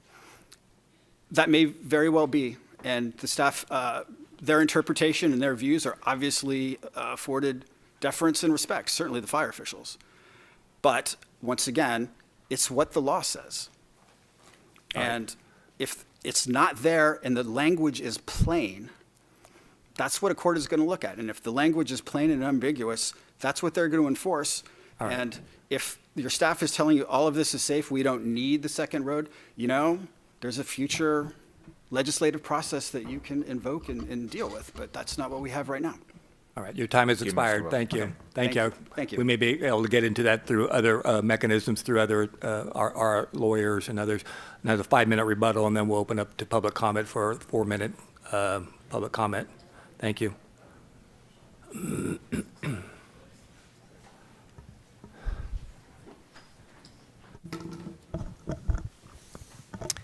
Thank you, Mayor Doreen, Vice Mayor Deasy, members of the council. I appreciate the opportunity to be back up in St. Helena. And I appreciate the opportunity to rebut the earlier claims, but To be honest, there's not much I can say to add to the fact that all of these claims have been thoroughly addressed by your city staff, your city attorney, and your city fire department. There has been a lot of discussion about zoning, the general plan, fire access, but I think what this is really about is change. And I get that. Change has never been easy for me personally, and I truly understand how challenging neighborhood change can be. And while we've done everything we can to integrate the project into the neighborhood, this project will change the neighborhood, and the fear and anxiety that comes with that is real. I truly empathize with the neighbors and those in the community dealing with the prospect of this change. I understand I have also had to confront this in my own neighborhood. And this may sound weird, but it's true. I see a lot of myself in Wayne and Dan and Michelle and many other members of your community who have volunteered their time, skills, and expertise to involve themselves in the civic process. These are good people that deeply care about their hometown, and they have my complete respect. And that's what makes communities like St. Helena special.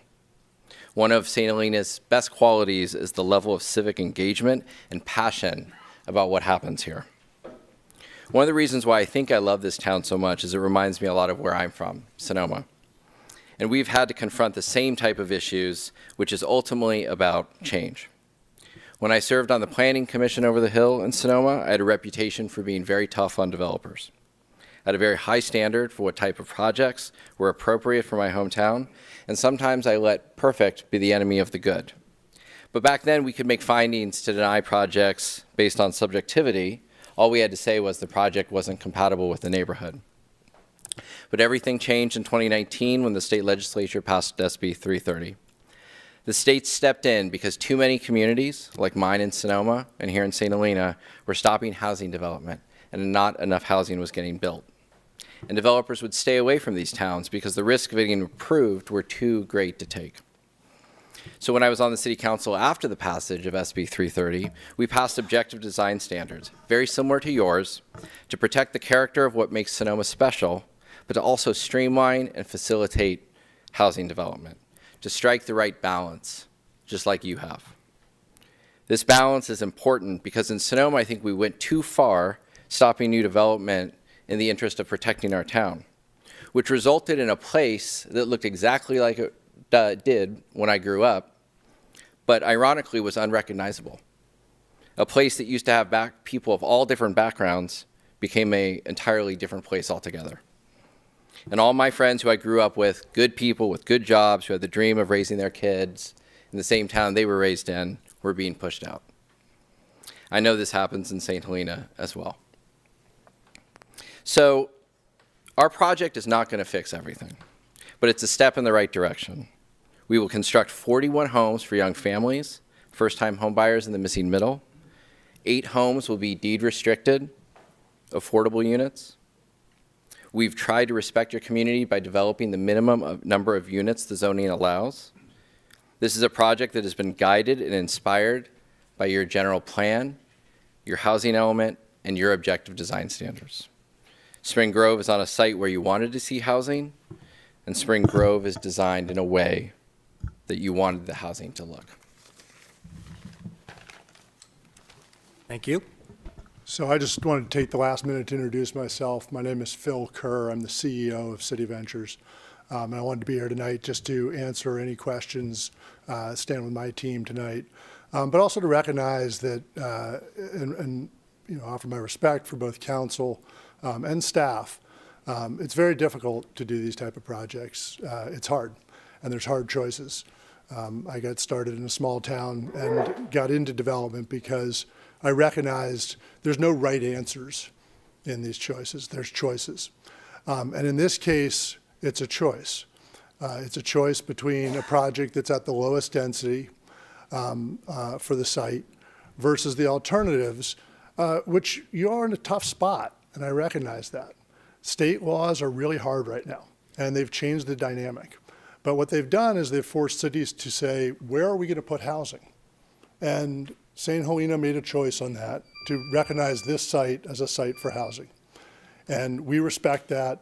We've tried to follow all those rules. we've made a lot of financial decisions based off those rules. And we really respect the process. So thank you Your to the time has staff, expired. Thank you. and thank you to the council. All right. And I'll be available during public comment for any questions. Thank you. All right. All right. Others in the public wishing to make public comment at this point, 4 minutes, strictly enforced. 4 minutes and 1 second. No. I know you all will respect the time, but now's the time for others to speak.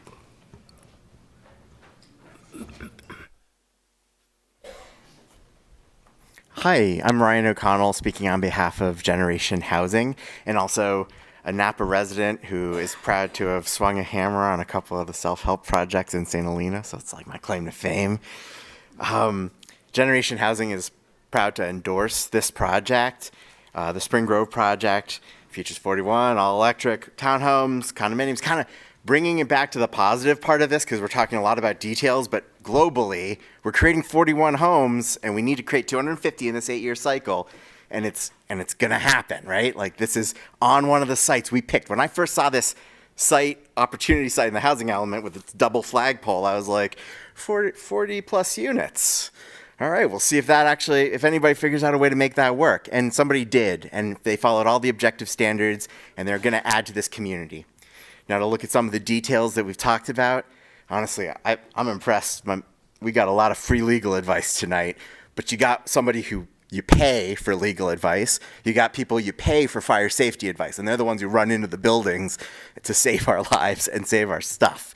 And when you're making your very difficult decision, think about why those public servants do what they do and why they're giving you the advice that they're giving you.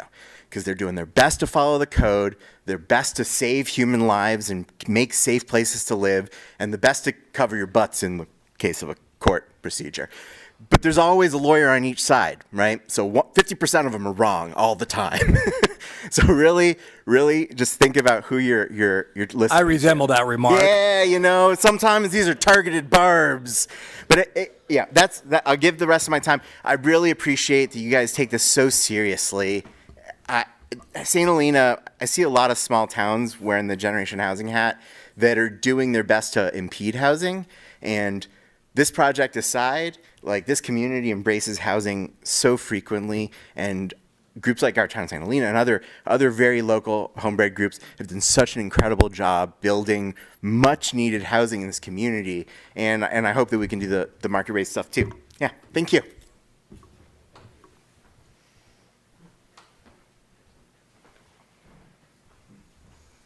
Mr. DeVore, how are you? Evening, Mayor, Vice Mayor, council members, Josh DeVore, Dickinson, Peatman, and Fogarty. I represent Julie Dixon, who lives on Spring Street. Also live in town myself, so I'm here for both of us. You know, the one thing that keeps getting repeated, it's been the staff report, people have commented on it, is that this project meets all of our objective design standards. That's just not true. I mean, there are literally a dozen exceptions to our design standards in this project. And you have been told not to look behind the curtain at those because they were signed off on by the community development director, who did not have the power to do that. Okay? This was all supposed to be approved by the Planning Commission based on the city code, and it was not. It was approved in back rooms by the planning director, who signed off on exceptions to a number of objective standards to make the project, quote, fit on the lot, which it doesn't fit. And so we ended up with this backwards, literally design where you have garages facing the street and entry doors facing, the woodlands in the fire corridor that have been documented by the fire consultant as putting the future residents of this project at risk.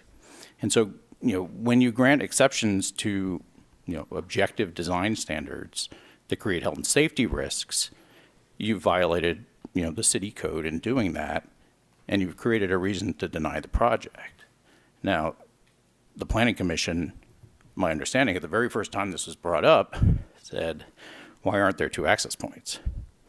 So the fact that the developer claims not to have been on notice, my understanding is from the record that they were in fact advised of that very early on, that there was an issue with access to the project. And it hasn't been cured. Now, it could be redesigned to create 2 access points, but that hasn't been done. There have been a lot of letters back and forth. You've read them all. I don't want to go over all the points, but the one thing that bothers me the most, I think, is the notion that there's going to be 2 lots and there's a riparian corridor, and the riparian corridor is not going to be touched, and it keeps being repeated that is going to be sacrosanct. But then, in one of the hearings is brought up, no, in fact, actually, we're going to discharge stormwater through the riparian corridor, and we have to modify it and get a lake and stream bed adjustment for that.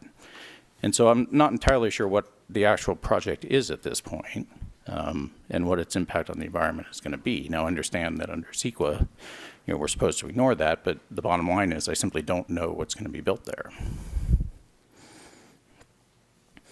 I don't want to lose sight of the fact that there's 2 things in front of you. There's also the in lieu fee request. There's plenty of evidence in the record that the fee that's been proposed for the project is way too low, $130,000. There's been several calculations that show it should be closer to $750,000. And so $130,000 is like 8 months of water bills for the project. It's a pretty small amount. And so you should consider, whether or not the in lieu fee is in fact properly calculated for the project, if you're going to approve it. Happy to take any questions. I know I've sent a lot of letters, but otherwise I'll pass the mic. Just clarify the point you made about the in your words, the woefully inadequate in lieu fee. Well, those are my words, but I gather what you're saying. Those are my words. I agree with them. But in your mind, but you were comparing it to what it should be. Did you say $750,000 or $250,000? I didn't catch that. $750,000, Okay. I believe. Yeah. Thank you. Yeah.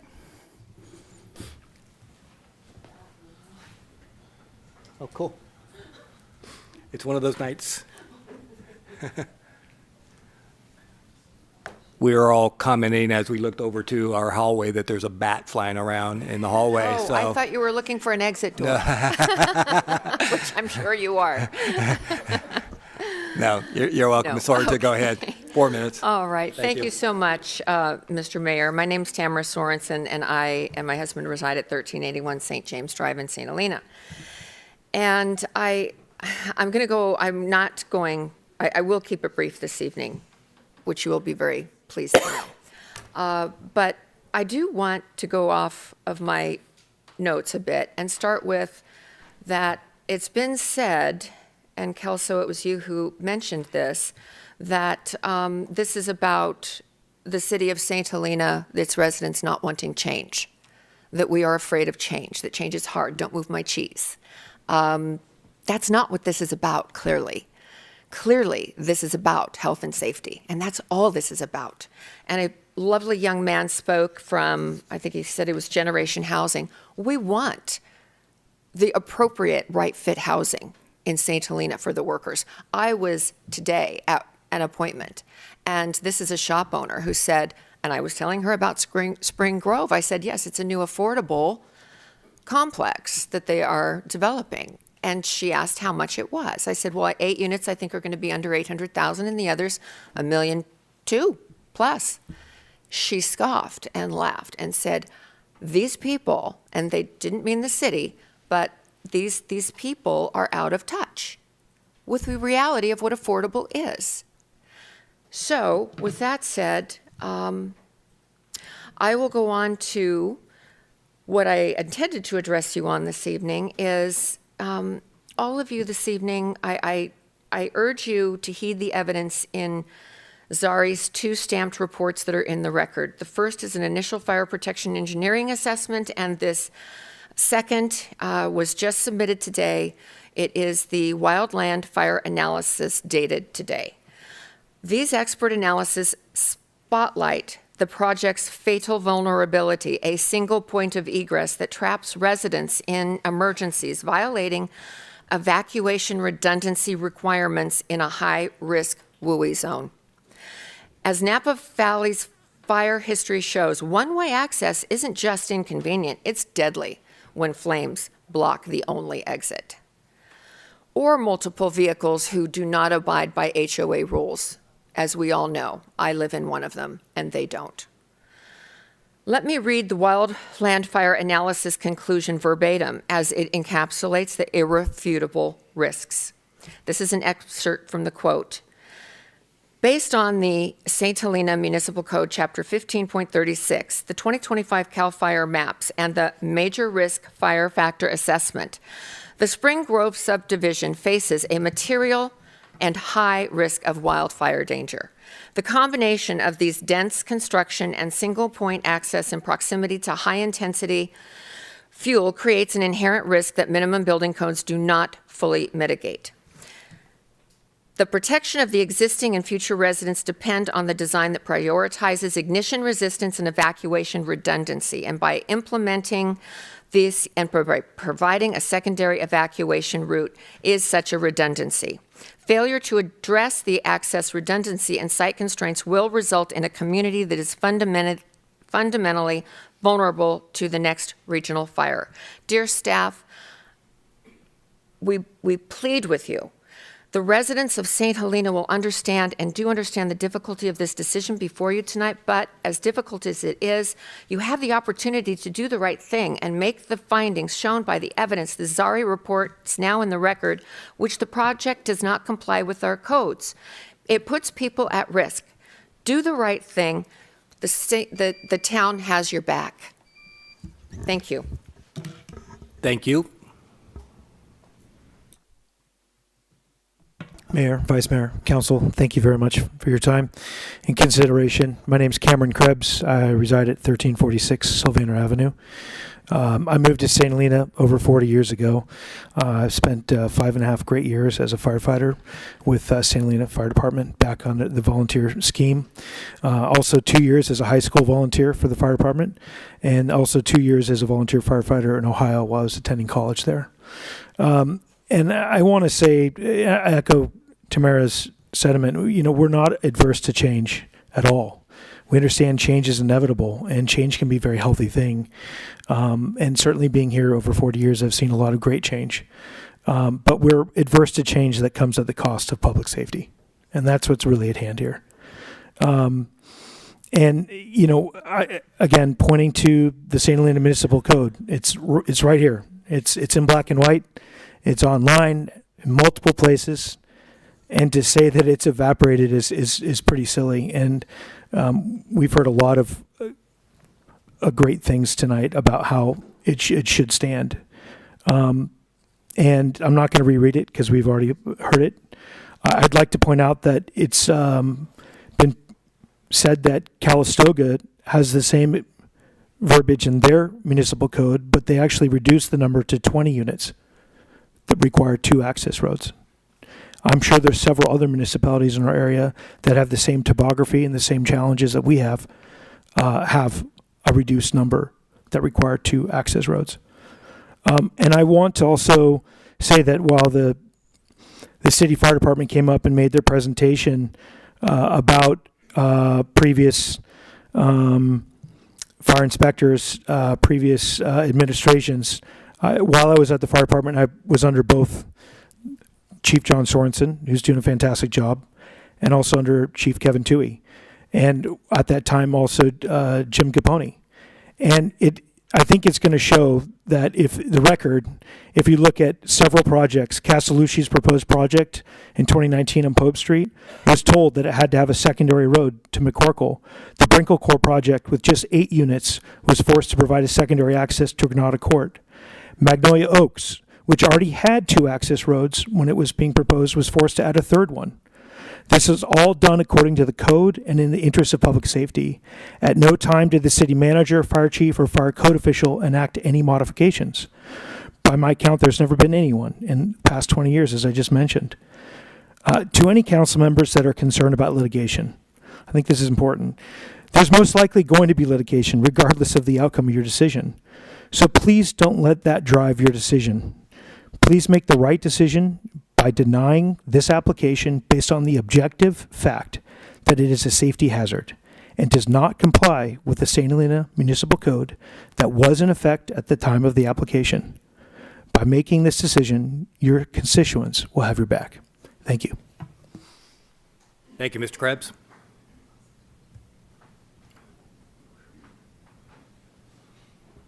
I'm glad you saw that screen, Mr. Leung.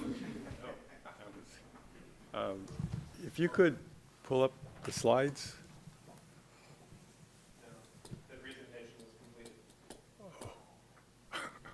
So we don't have the option of the slides. Oh, I'm sorry. What are the slides that you're looking for? Well, there were some images that I wanted to present that would support some of the things we've been talking about the fire issues primarily. No, that was in the spokesperson's presentation, not in the regular public comment, so your time is going on, so. I understand yeah, I'm sorry about that. Yeah, sorry. I was just asking to see if that was possible. We're not going to, no, we're but not going to it's do that. not But possible. continue on. Well, that's pretty hard to do, but that's fine.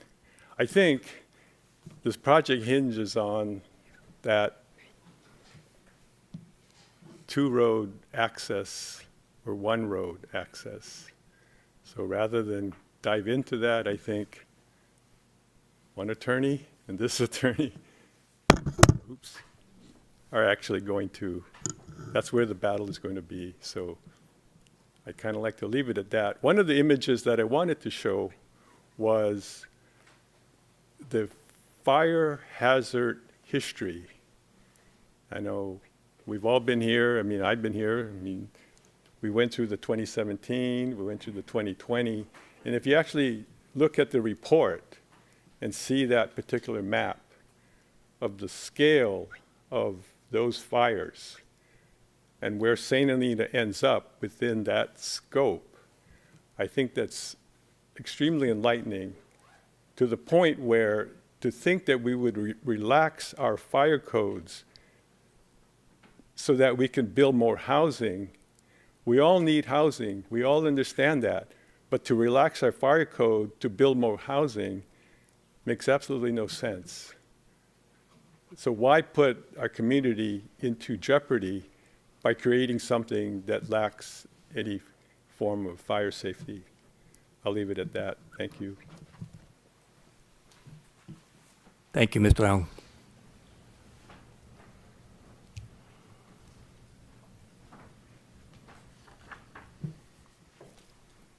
My name's Donna Rutherford McCornack, and my home, my family home, is surrounded on three sides. Spring Street is the only area that is not around the house.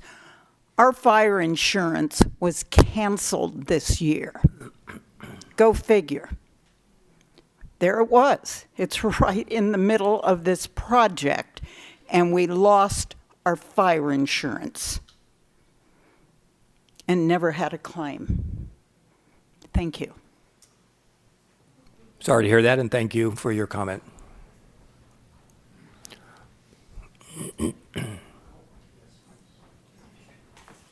Hi, my name's Linda Reef. I'll follow on that. I'm sorry to hear about your insurance being canceled. I've had mine canceled 3 times in the last 3 years by 3 different companies. They've deemed Spring Street to be in a high fire hazard zone. I just want to make sure you're aware of that and what the citizens on Spring Street are already trying to go through to get insurance. I just want to say it's really heartbreaking to see the conflict that this project has created.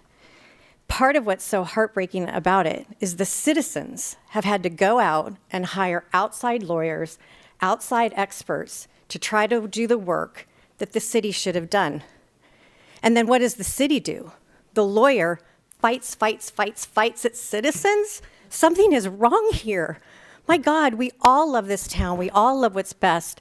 Why don't you pause for a second and think, your citizens have given you a gift. They have given you the gift of information, outside expert advice to show you can vote no tonight. So please vote no. Thank you. Thank you. Mr. Belt, how are you? Good evening, Mayor and City Council. I'm not here tonight to talk about whether you should vote no or yes on this project. I'm here to make a suggestion, which I hope you'll remember whether or not this decision is made yes tonight, no tonight, or whether it goes to litigation. I don't know which way it's going to go. But one of the issues that bothers me the most, I think you always remember this, is that I'm concerned about the water. And what troubles me about this is that it's unfortunate that the city has not been able to update its water neutral policy for a number of probably 11, 12, 13 years. And we are in the process of doing it now, but because this project was submitted prior to our new water neutral agreement, it's being able to use the old water neutral agreement. And I have handed out to all of you, I've shown it to Mr. Leach, that this project is projecting that the occupants are going to be using 35 gallons of water per day. That doesn't seem to be reasonable at all, but it is what it is because the water neutral project is, the water neutrality is what it is as of today.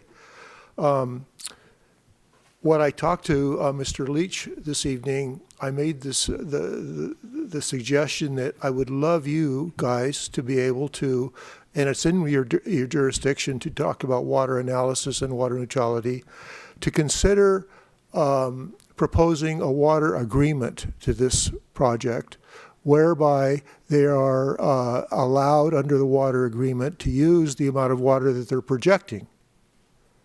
But if they, as you know, in a water agreement, if they overuse their water allotment, they pay a 60% penalty for it. This project is very similar to the Vineyard Valley development, where there's going to be one main water source coming into it, and it's going to be divided between 41 units. So it shouldn't be too difficult to be able to measure the amount of water that City Ventures is projecting that's going to be used. So I'm not asking you for make a decision tonight on whether or not you will want a water agreement with this project, but I think it would be fair to remember to consider this as this project moves forward. I don't know what else to say except that 35 gallons a day is almost half of what we were used during the 2020-21 water restriction period. And that's all I have to say. Thank you very much. Thank you. Mr. Hale, welcome. Thank you. It's difficult to understand how the proposal has advanced so far, given the number of significant flaws and remaining gaps. These concerns range from general plan and zoning code issues that place site choice and HCD certification into question, but also health and safety approaches that clearly disregard objective standards. It's evident that City Ventures submitted a proposal that does not respond to the specific context and regulatory framework as required. While the state anticipates leveraging the opportunities its mandates provide, it does so with the clear understanding that state and local objective health and safety standards remain constant and enforceable. The applicant is responsible to submit a project that complies with state and local regulations. SB 330 vests a project upon submission of a preliminary application and sets the objective standards against which the project will be evaluated. This includes all state and local laws, including any adopted municipal amendments in effect at the time of that application. SB 330 does not excuse noncompliance. It freezes standards, ensuring that the rules are fixed.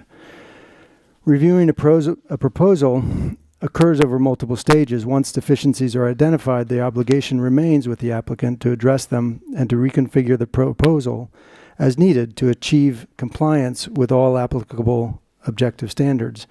At the 21 January 2025 Planning Commission meeting, both the applicant and city staff were notified that the single access drive and flag lot standards were not applied, Both standards were built upon the legitimate concern to mitigate known increased hazards in bottleneck situations.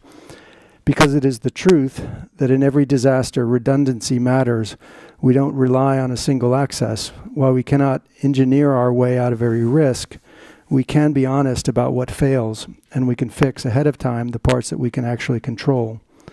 A simple look back at the record of that Planning Commission meeting is a shining moment of checks and balances. Chair Pont made clear the second access way and flag lot standards were material issues. He directed the applicant, staff, and the city attorney to address them. Anything that occurred moving the proposal forward while pushing those objective deficiencies aside raises startling concerns regarding the integrity of the review process and knowingly sets the entire proposal into a precarious legal position. Sure, the process is arduous, but denial of a proposal should not be interpreted as a failure, nor as an endpoint. A denial simply provides an opportunity for reflection and resubmittal at some later date. This process should not be driven by fear, blame, desperation, or expedience.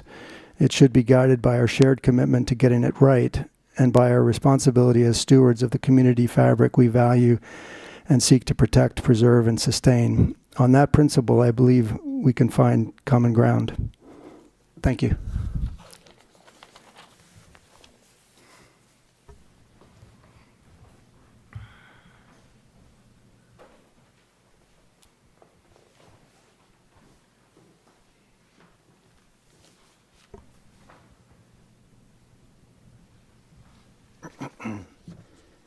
Good evening, Mayor, council members. Good evening. My name is Ruben Galvan. I'm a field representative for the NorCal Carpenters Union, now the Norco States Carpenters Union. I'm here in regards to the project proposed by City Ventures. And I have a very important question to ask. Will this project include labor standards, strong labor standards? Labor standards are not just a workers' issue, they are a community issue. Strong labor standards ensure that the people building housing in St. Helena earn fair wages, have health insurance for themselves and their families, and create real opportunities for apprentices coming out of state-accredited apprenticeship programs. They also ensure meaningful labor compliance, so laws that are meant to protect workers are actually followed. When projects move forward without these standards, we're seeing the consequences over and over again. Workers often go without health care. Apprentices don't get opportunities to enter the trades and build careers. Contractors and cut corners on safety, leading to dangerous job sites. We also see worker misclassification in the worst cases. We've seen wage theft. That's not just unfair to workers, it hurts the entire community. It lowers standards, undercuts responsible contractors, and shifts the true cost of development onto working families and taxpayers. Let me be clear, I'm not against development. I support building the housing our region needs, but we must do it responsibly. Growth should not come at the expense of the very workers who make the growth possible. I urge the council to ensure this project includes strong labor standards and to hold developers and contractors to high expectations. St. Helena can build housing and protect working families at the same time. Thank you for your time. Thank you for your comment.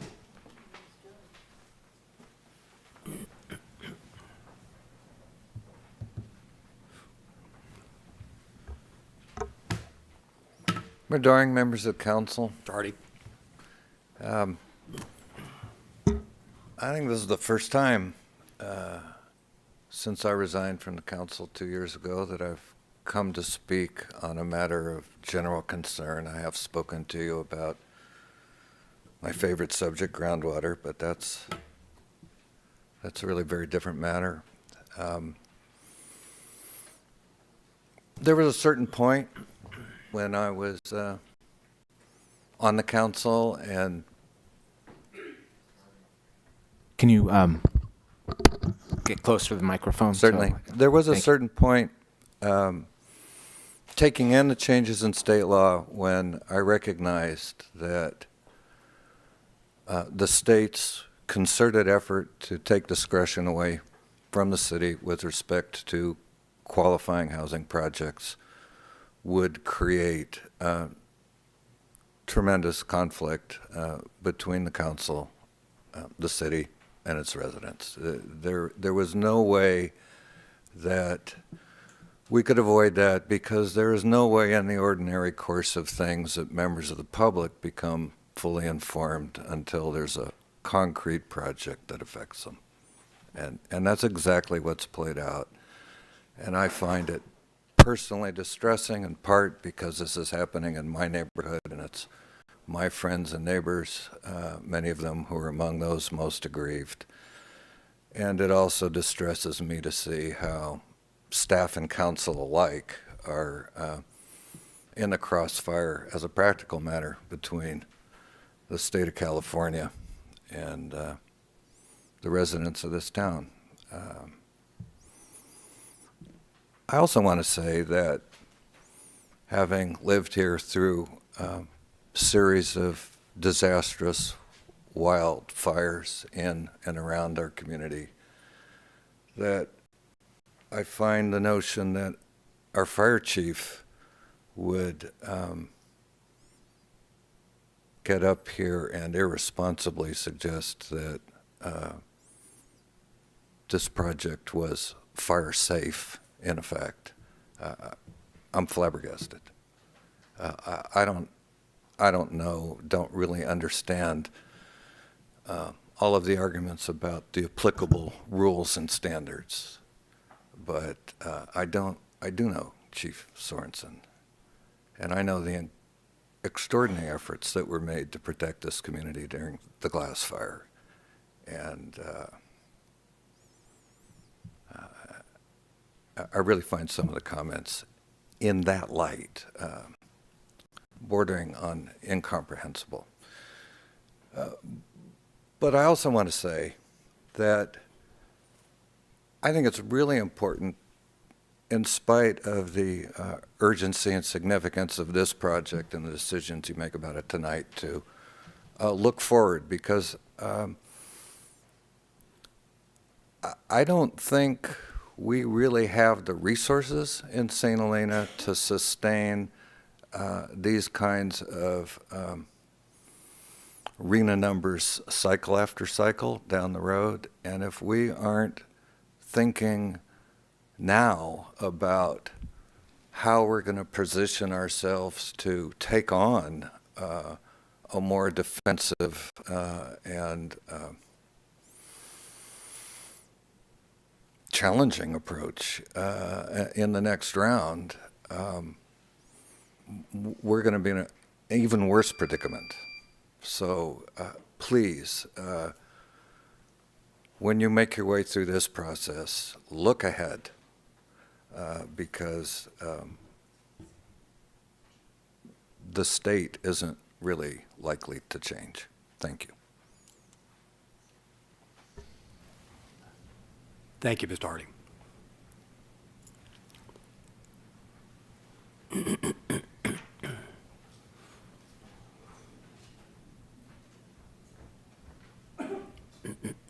Good evening, City Council and staff and all. I didn't prepare anything, but I think I wrote quite a bit. My name is Michelle Lou Covell, and I am speaking as a resident, not as a planning commissioner. I have jotted down some notes. Last time we talked, there was a general plan consistency doc. I believe I submitted a document that shows all the, there's a legend that has checks, this complies, X's, this doesn't, and NA where they don't. So for full transparency's sake, it would be really great if that document moving forward and now would show the X's and the NAs, and that you as City Council can determine yourself what is objective and subjective. Because if it is removed without you seeing those, I don't understand why it shows no X's. So I think that is a procedure that needs to be changed. It was said last time that the growth management chapter of the general plan was removed by state law because of said subjectivity. I think growth management infrastructure, that is not subjective. That's pretty objective. And so there are multiple objective items throughout the general plan that was just removed and not shown. And if it is not consistent, it is up to you guys as city council to understand that and make that determination. The water neutrality report, it was using the 2010 Cal Green and said it was mostly consistent. 2010 is what, 16 years ago? So the current code is 2023, and it's not the same numbers. So if anything, it would need to be updated. Secondly, if it is under your discretion to allow the water neutrality accepted, then this has not been answered, whether or not it is your discretion to determine which calculation you would like to use. There are multiple methods, and I know the staff report said that they are using one that is allowed. I'm not it is allowed, but there are multiple options. So if it is in your discretion, you should know that. To the gentleman regarding the 41 towards 256, Rena, the 256 is multiple level of incomes. These 8 units out of the 41 only apply to the 100 and 120 AMI. They're in the 50% and 80%. There's 163 units that we need out of the 256 that we are not getting out of this, and it's because of our zoning code and the way it's written. This is using a site that was approved in the housing element, and it's not delivering the intent. We have limited resources, and this is not delivering the intent. We just received a letter from the city saying our water, again, is breaching the HAA levels and potentially causing cancer risks if it's being drunk. If it's being drunk for a long period of time, it's at 72 ppm over 60 HMCL. And that's been going on for a year. And that occurred in December, and we just got the letter yesterday, February. So the other thing that I wanted to say is, as an architect, there is occupant loads exiting. We have to calculate building doors. If we're increasing occupant load, we need to increase capacity. Thank you, Ms. Covell.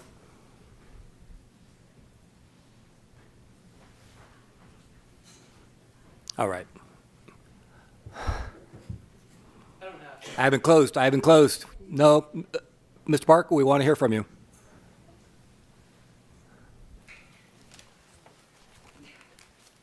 I'm just going to read something, that way I won't be too terse on No, you're anything. welcome, Mr. Park. The nature of a problem is that they seem complicated until you get to the answer. In this case, the answer is the origin of the problem. The city chose a lot for by right development that legally can't be built on to the required density. Since the acceptance of the project application, there's been consistent misinformation and sleight of hand. If you refer to the Planning Commission meeting that Dan was mentioning, when the project was first introduced, Chair Punt does say it's a flag lot. And the applicant, Mr. Kelso, you respond, correct. It's a flag lot development. So it looks like the map has been changed, but flag lot developments are limited to 2 parcels. It's full stop. The fire access code issue was also brought up and never clarified. Yes, our local code dictates 2 points of egress. For more than 30 units, this has become a searing point of controversy. The reason why is clearly spelled out in the city attorney's letter. To acknowledge this is to admit we have an issue and are open to real liability. That said, one can't magically walk this back and keep the historic facts at bay. I've been giving the soft delivery on this for quite some time, thinking it was helping to protect the city from exposure, hoping this would be taken seriously and solutions would be prioritized. Ethan's memo opens the door, so I'll say it again. What's unfortunately not well understood is that while the city is counting on the indemnification clause of its agreement with the developer for financial protection, it is not protected by the clause if negligent in its actions prior to the application.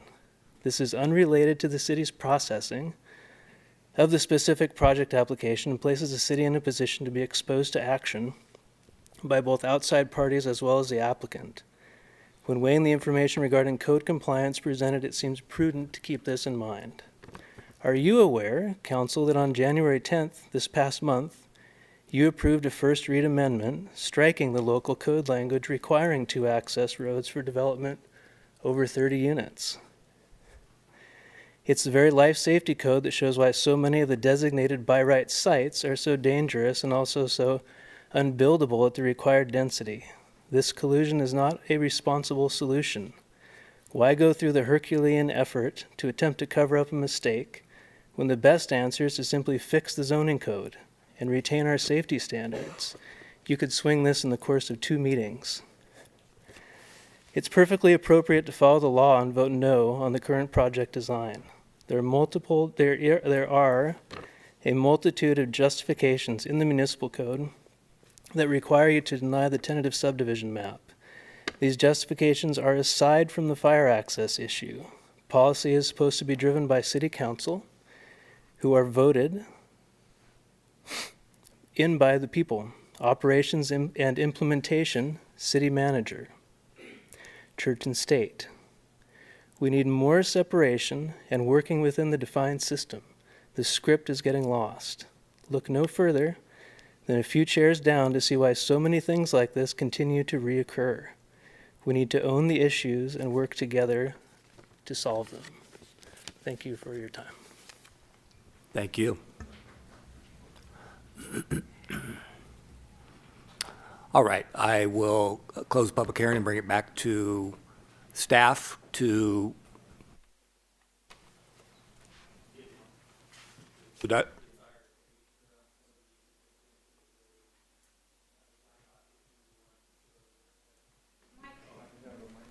It was on and it went off. Okay, let's do it. Sorry. All right. Thank you. All right. Or anything else. There's been a lot, obviously, and I know that many of these issues have been addressed in writing, but Mr. Walsh, are there things that you particularly want to clarify, given the opinions from attorneys and others? So why don't we have, why don't we cover the flag lot issue first, and then I have a couple other things I want to add on too. Am I too late? I'm a little slow getting off the, I was gonna. You're not too late. Go ahead. I'll reopen for one person, and then we'll close it. Okay. Hopefully you'll keep your comments brief. I am keeping my comments as brief as possible. My name is Linda Tunney. I am the owner of the house that is directly across from the development that's being discussed. The one thing I would like to say, I noticed change was mentioned very early on by the developer. I really resent this. Change is a code word for new income groups, new demographics, and that is not what we're interested in this whole project. People want, from the neighborhood groups, we want affordable housing. That's what everybody wants. It's the biggest problem we've got in the whole state. Of course we want it. The problem is this project doesn't really deliver that at all.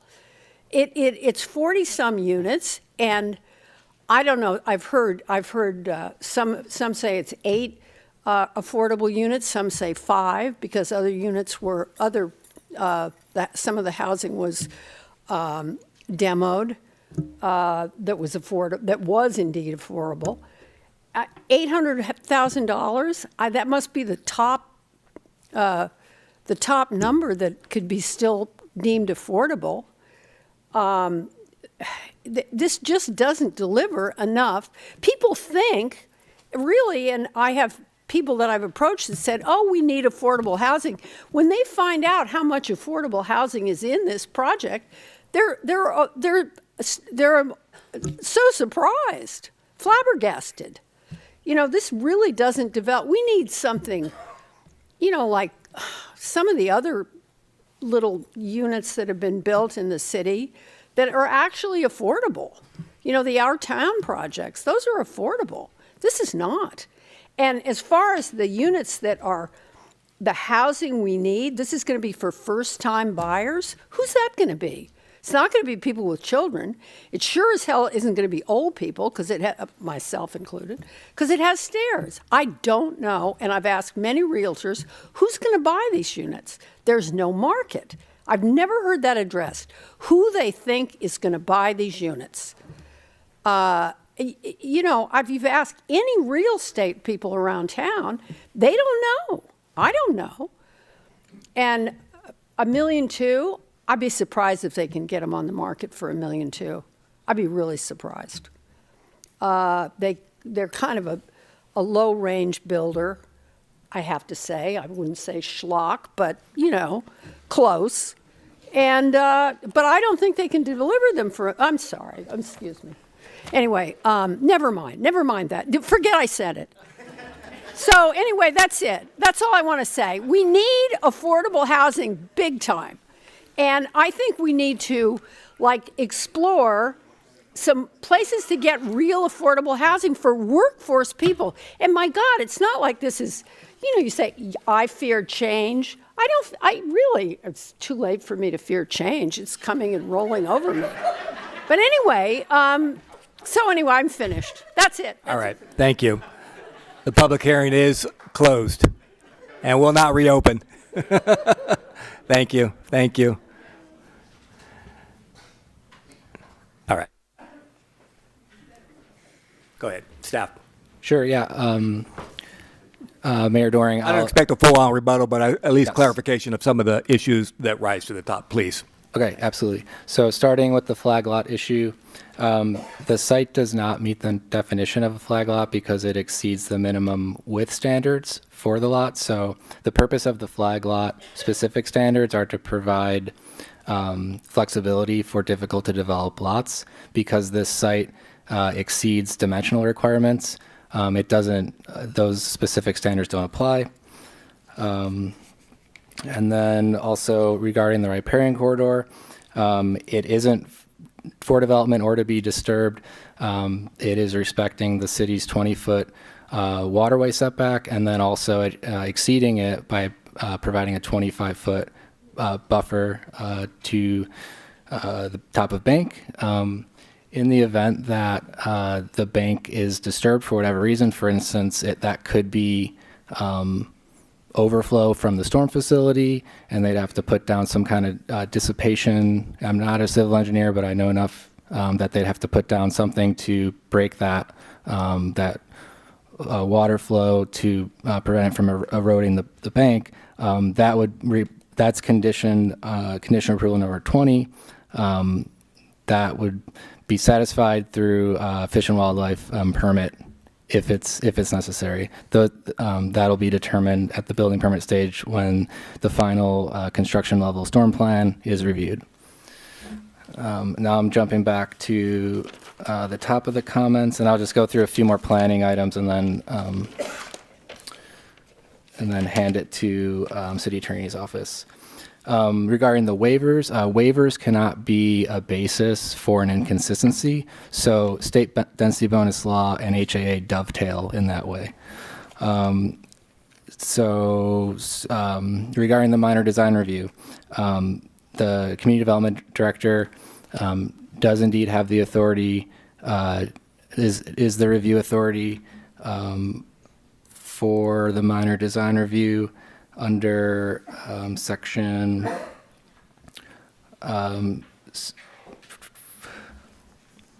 bear with me.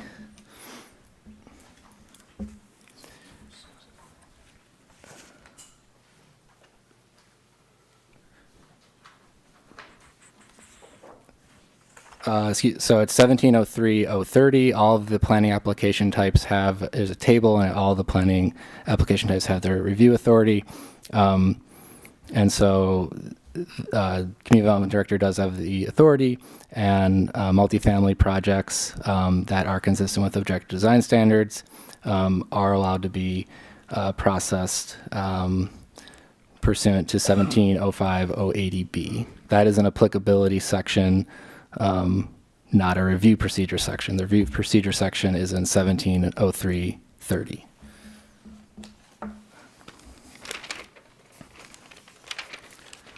Let's see. General plan consistency. The exercise is not to go through every single general plan policy. No development project has to do that exercise. Could the legend and template have been better? Yes, it suggests that there's an option to put NA or is not consistent, but that's not the exercise we're doing. So it's more of a formatting issue.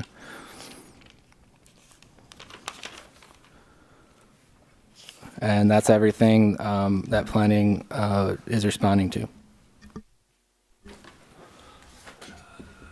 Other comments from other staff members or the attorney? Thank you, Mr. Mayor. So I just wanted to center on a couple issues for the benefit. And so obviously, right, being the attorney, I go through the technical things and the reasons why the law, my interpretation of what the law says, right? But I think it's important to kind of ground all this in what our public safety folks have done on this. And so when Alec and John speak to the exceptions for sprinklering and why they interpreted the code that way,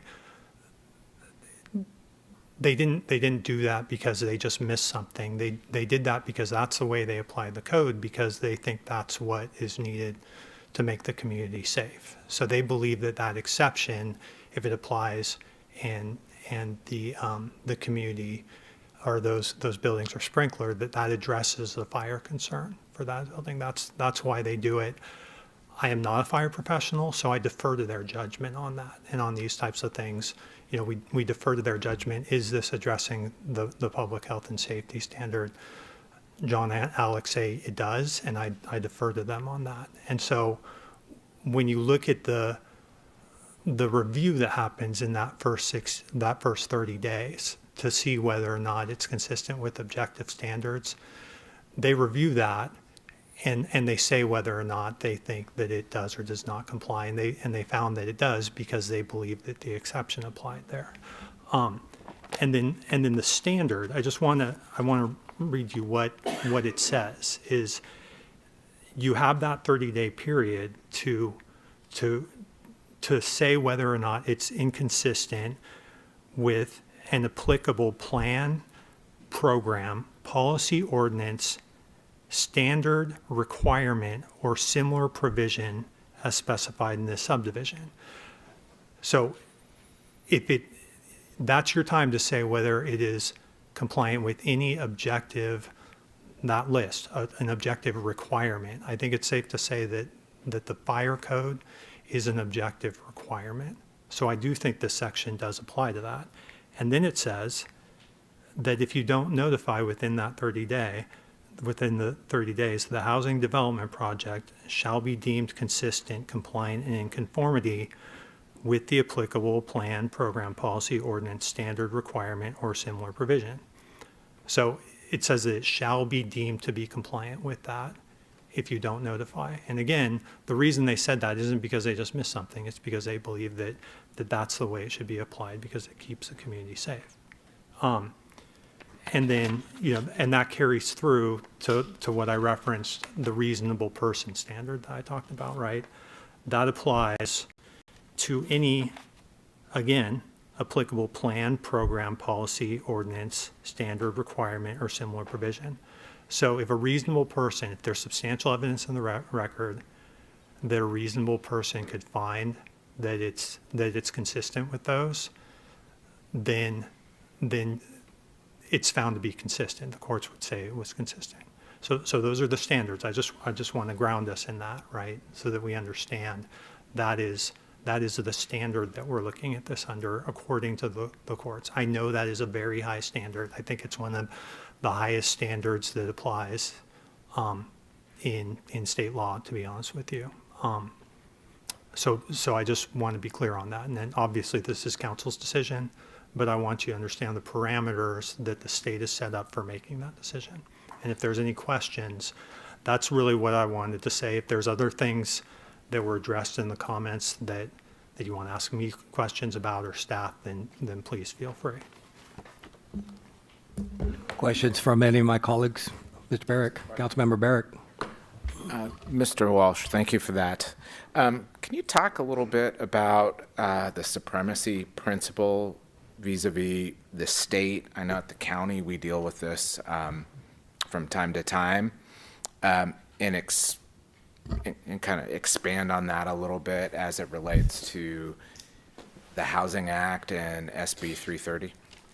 Sure. So the state has found, so in general, City of St. Helena is a general law city. And so general law cities they're subject to all state laws regardless. If you're a charter city, there are some issues where there is if there's matters of local concern that you can say that the local laws govern over state, but that's only for charter cities, and we are not a charter city.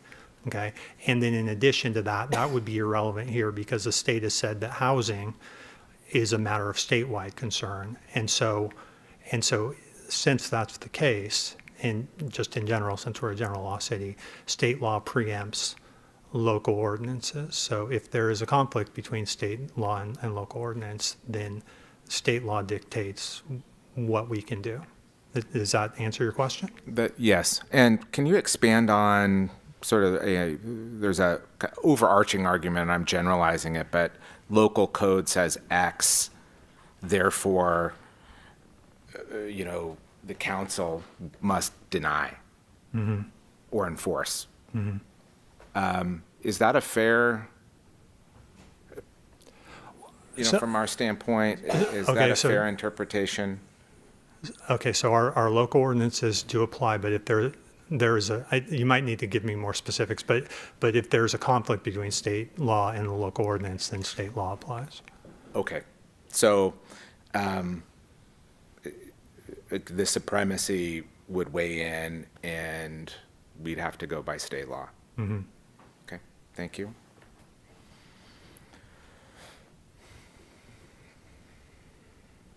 Questions? Vice Mayor Can Deasy? I ask on Yeah. that one?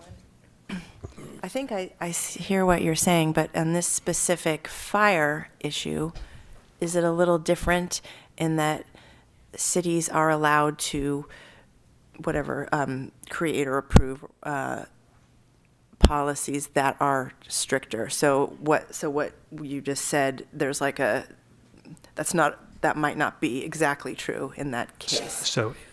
So in state law, if that's what we're talking about, in state law, there is a provision that allows you to adopt local standards that are stricter if they are needed to meet specific, geologic, I don't have the language off the top of my head, but it's basically like geological, topographical, idiosyncrasies of your city.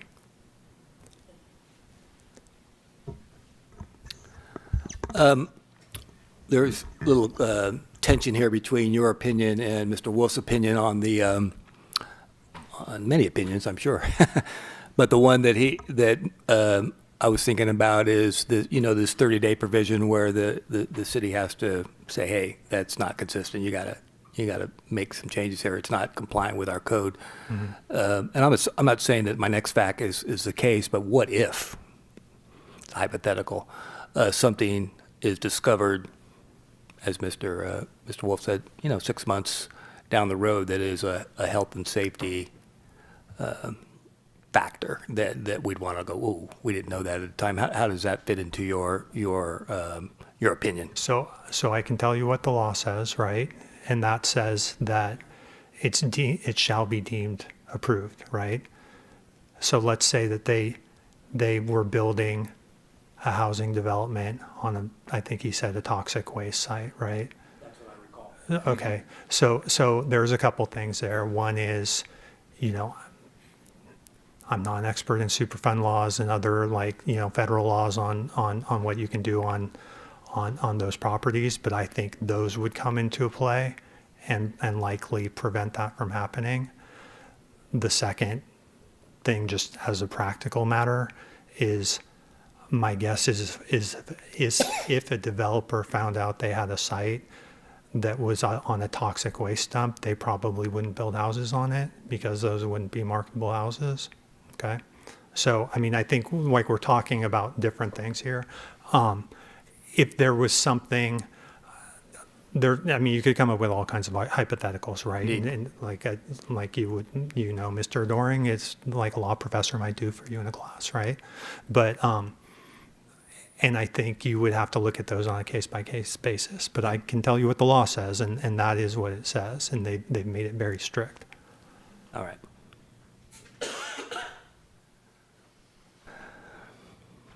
Ms. Janicek, talk a little bit more about the consistency finding. You did talk about this, and it's always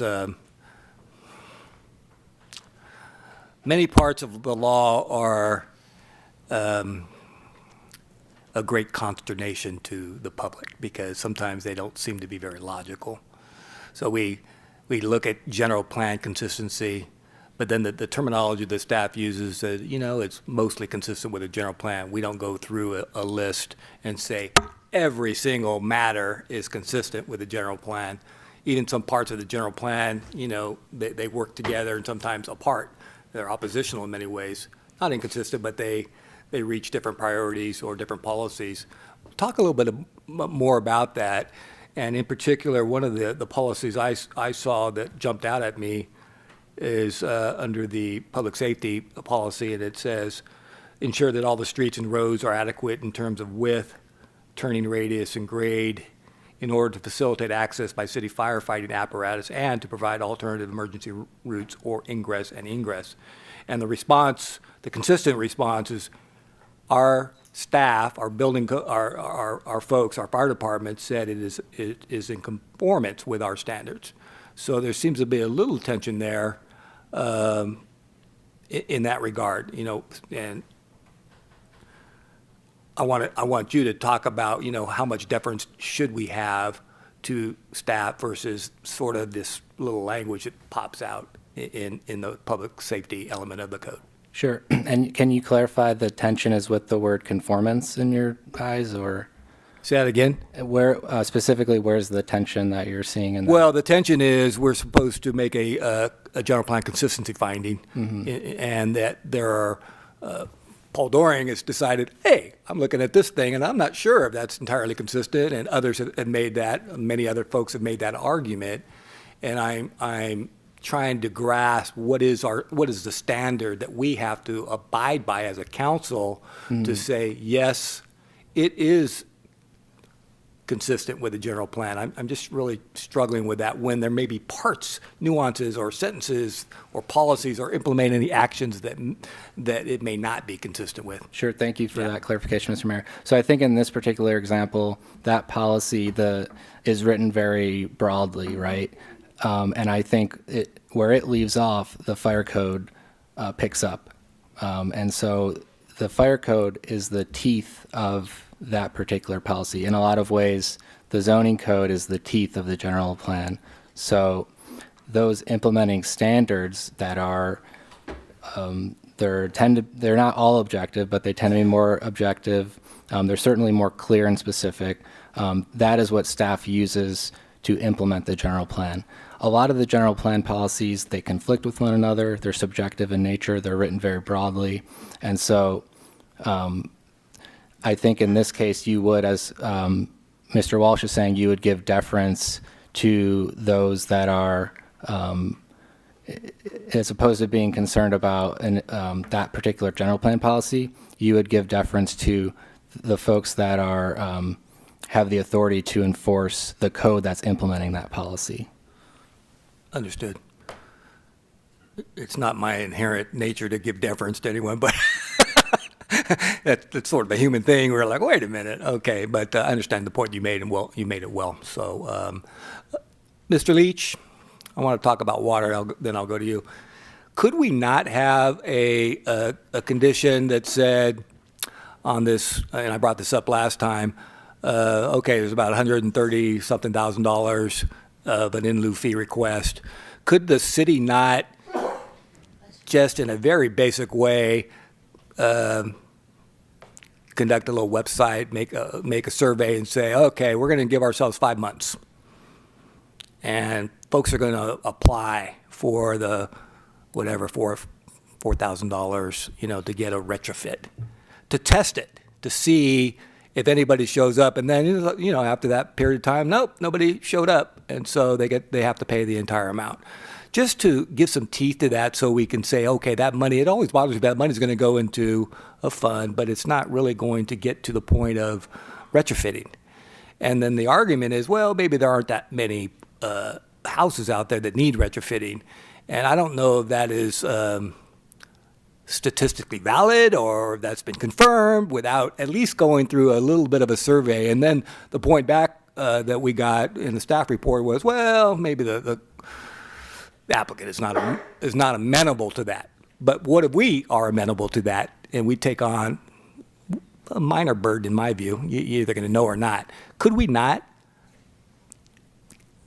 make that a condition to test it? And if nobody knocks on the door asking for a retrofit, we just go, okay. Or maybe 2 people knock on the door, and so then you deduct $8,000 from the in lieu fee. Or is that, in your view, too burdensome on the city versus the applicant? So I don't know if any of my council will go along with this, and I know it's maybe more of a headache than you want, but I'm like, I want to get some retrofits or pipes leaks fixed, things like that. That's Certainly. what I'm trying to drive at. Actually get it done to save water, reduce leaks, those kinds of things, become more efficient. So I think what I'm hearing, Mr. Mayor, is you're wondering if there's a way to administer a renewed effort to get the message out of the availability of monies towards retrofits. And those retrofits could be shower heads, toilets, faucets, more efficient appliances. So that it's kind of a rhetorical question. My answer would be yes. I guess I'm not tracking the timing and the administration of the timing. Help me with that. Well, I think the timing would be we don't want to have an open-ended process because you have this $130-something thousand payment that's got to be paid at some point. Certainly. And so if it is approved, if that part of it's approved, you don't want to wait 3 years. You want to be able to give it a fair shot to see if people come forward to apply for that, to apply for those specific funds. And if they don't, then they end up then the in lieu fee would have to be made. Oh, so are you referring to the? I'm trying to get some benefit of to the developer to have certainty that this is not an open-ended process. So it's so many months. Somebody either comes forward or they don't. If they don't come forward, then they pay the whole fee. If they do come forward, say, no, I have old toilets that need to be replaced. I want some of that money. That's what I'm saying. Is that a possibility? I know that the developer doesn't want to do that, but could we do that? Or the point you made was we just need to do a renewed effort, and that money goes into a retrofit fund, and we need to the city needs Correct. to do a little bit more work on the retrofit. It could even be commercial, frankly. There's a lot of old buildings in town Certainly. that could do that. I mean, would you be willing to make that commitment at least if we Absolutely. go down that path? Yeah, I mean, I think what you're approving tonight, or what's being suggested to approve tonight, is you're approving the in lieu fee. I would contend that the city staff would take that fee and do, to your point, a renewed effort towards advertising the availability of funds for both residential and commercial for retrofitting more efficient fixtures. All right. Okay. All right. We're in the deliberation stage, unless there are other questions. Oh, I forgot. It's been so long. I was talking too much, and I got wound up there. It's okay. Ms. Battlero, sorry. Thank you, no problem. Actually, my question, I think, is going to be directed to Lieutenant Tharp, I believe. I'm curious as to when this project being evaluated individually and potentially even cumulatively with the potential of the Site 10 project, Does this project create any idea of any public health or safety impact related to emergency evacuation capacity or safe egress during any emergency type conditions? Well, I believe they said it was 93 vehicles total. So let's say that in an evacuation situation, we ordered an evacuation. So at the very maximum, you'd have 93 vehicles. They don't leave like you're starting a race. They would leave, sporadically. And probably not all 93. You're going to have some homes that will be vacant. There'll be some people that refuse to leave. So you may see half of that.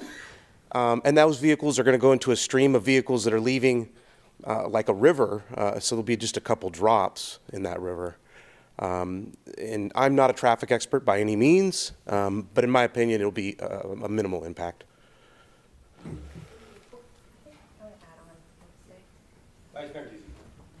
Go ahead. Thank you. I think my question is kind of similar, but I did want to hear about, I think we heard a lot about fighting fires in there, but it was the evacuation that I'm interested. So I wanted to hear if you could speak to like evacuation considerations in a fast-moving wildfire occurring at night with a single access point if it's temporarily blocked. That's my question. If it's temporarily blocked? Or permanently blocked, either one, in a fast-moving Then wildfire. they're not going to get out. But there's several other places in the city that are that are very similar to this. I mean, Hunts Grove has. I drove over there today, so. Yeah, let me look real quick. I have it written down. So I give you actually the true number. Hunts Grove has 56 units with one access point. I drove over there today, and I guess I was actually a little bit surprised. Stonebridge has 80. Yeah, I guess would those be built that way today? That I'm not sure. That I can't answer. I'm not a planning expert. Yeah. But I know we've put all these places, and usually an evacuation doesn't just go right to evacuation. It starts as we were under a warning under the last fire. So people start to self-evacuate ahead of the fire. People decide, like my family, they don't want to be in the smoke, and we send them to Sacramento. All those kinds of things can happen, and that does lessen the burden of everybody leaving at once. Again, I'm not a traffic expert, but I think it's going to be minimal of leaving the one exit. I'll look for a motion to extend to 9:30, please. I'll make the motion to extend. Motion and Second. Motion and a second to extend to 9:30. Roll call. Councilmember Barrick. Yes. Councilmember Spadrato. Yes. Vice Mayor Deasy. Yes. Mayor Doing. Yes. All right. Continue. Is it Mr. Barrick? Do you want? Okay. Yes, sir. Thank you, Officer Thorpe. Lieutenant, sorry. Actually, this is for kind of pigging off that conversation to Mr. Walsh. And it's around the objective standards and some of the things I thought I heard you say earlier and previously. I know we've had a lot of sessions on this and a lot of public comment. The objective standards being deemed reasonable, particularly when you have the experts, right, the staffing experts like Lieutenant Thorpe and Chief Sorensen and others saying it is. How does that work with those reasonable standards of I think it's the Housing Act. I could be wrong. It could be SB 30. How does that work vis-a-vis what we're deciding here in our exposure, right, depending on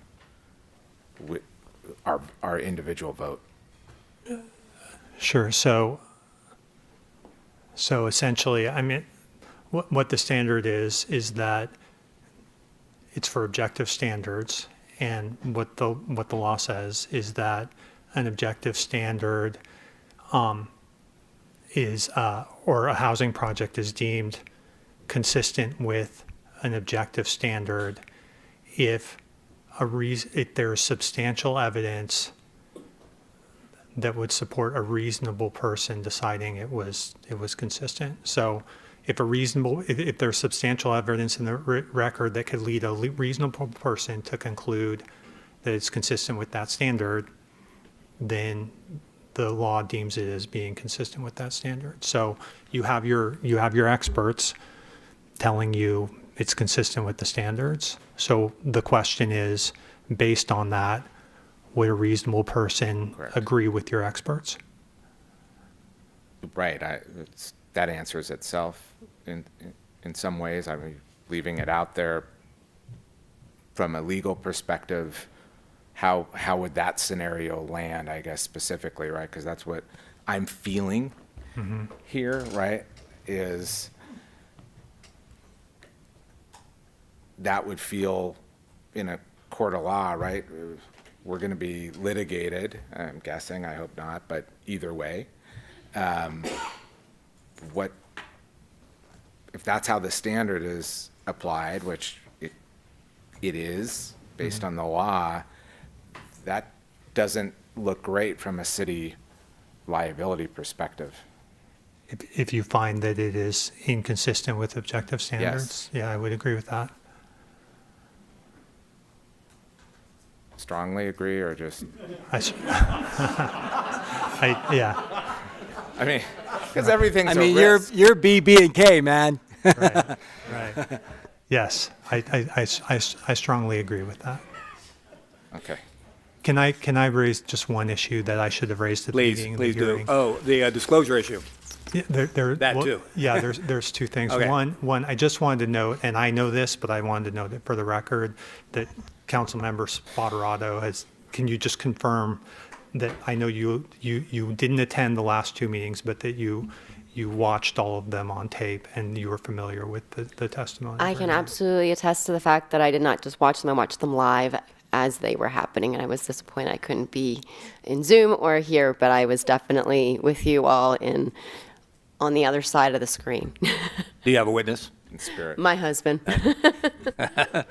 Go ahead, Mr. Walsh. This is your And second then, part. and then the other part, which we should have done at the beginning of the meeting, is I just know there's been a lot of dialogue about this, and so I wanted to, for the sake of ensuring that that we're providing the community with full disclosure, each of the council members to note who, if you did discuss having meetings with people about this issue outside of the hearings, if you could just disclose who that was, like who you have met with in connection with this item outside of the public hearing. Yeah, that's fine. I'll start. I met with, God, it's been a while, Mr. Leong about a year ago, maybe February. You may have had another gentleman there. It could have been Mr. McCormick, but I don't remember now. Was it? Okay, at your office. I met with Mr. Hale. Thank you. I appreciate that. Mr. Hale, Dan Hale. We had about an hour meeting just, I don't know, was it yesterday? I met with with Kelso Barnett, I don't know, a month ago, about an hour meeting. Let's see. And then the grocery store, hey, no, deny that, no, whatever. That's ongoing. Sure. I don't have to disclose every, No. those are the main three that I met with specifically. Others? I'll follow. It sings pretty similarly. I met with, on Teams or Zoom, I forget what method, about a year ago, with Mr. Leong and Mr. McCormick. And I met a few days ago with Mr. Hale. And that's it. Others?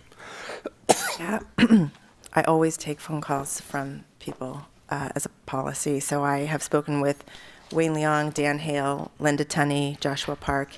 And today I got a phone call from Cameron Krebs. And I also sat down with Kelso from City Ventures.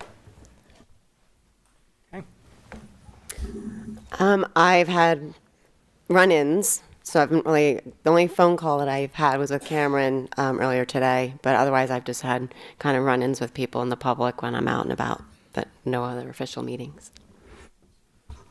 Sufficient, Mr. Walsh? Yes, that is. All right. Thank you for that. Thank you for reminding me of that. I had forgotten about that. Back to our deliberative process. Who wants to get started? Where are we going with this? Where's the motion? Got two different matters. Is it going to be two different matters? Two different motions? Yes. All right. Go ahead, Vice Mayor. Before we get to the motions, No, I'm not suggesting we get to the motions. I want to focus in on the motions because that's the subject of the conversation, but we can talk about anything that's appropriate to make our best good faith decision. okay. Yeah, I don't have a lot of concerns, but I have one concern. And that is in a fast-moving wildfire, particularly at night, evacuation from this site scares me. So I'd like to see housing. It all adds up except for that point for me.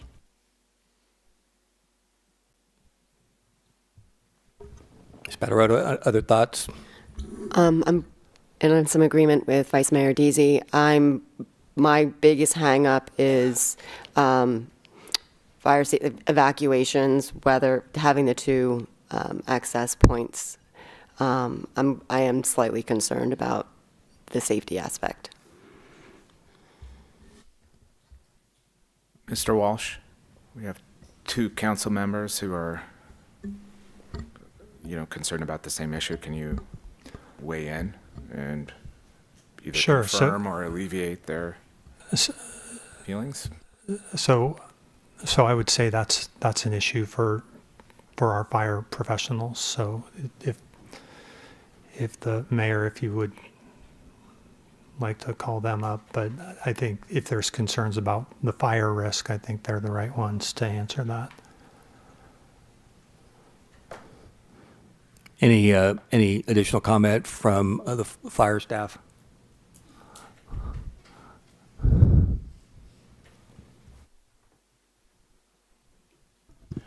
Which question? Evacuation in a middle of the night fire, wildfire, it's getting close. But I mean, I don't want to speak for that, but she said she put it on a windy night. on a windy night. So this is my concern. Sure. Everyone's asleep. It's a windy night. The fire starts right in the fire zone, which is sort of down the street and up a bit. Everyone's asleep. The wind is blowing. It's fast. There's a fire. You've got to get out fast. There's a panic and there's a crash and it's a tight spot.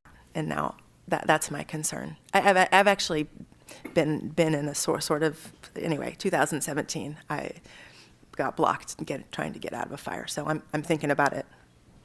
Oh, sure. It's definitely a concern. How did the fire travel to there? Everybody's got on their mind is the Eaton fire, which is in Altadena. I was there. 9,000 homes. That was a wildfire that turned into an urban fire and that went house to house. It wasn't a vegetation fire anymore. It was house to house, 90-mile-an-hour winds. Yes, that was in the San Gabriel, at the edge of the San Gabriel Mountains. So your question is how would those people get out with a small exit? That's right. If it gets blocked, yes, and that's in every street. That's in every street. There's 40, I don't know if Tharp's got it, the exact number for Vineyard Avenue. That's in the high hazard zone.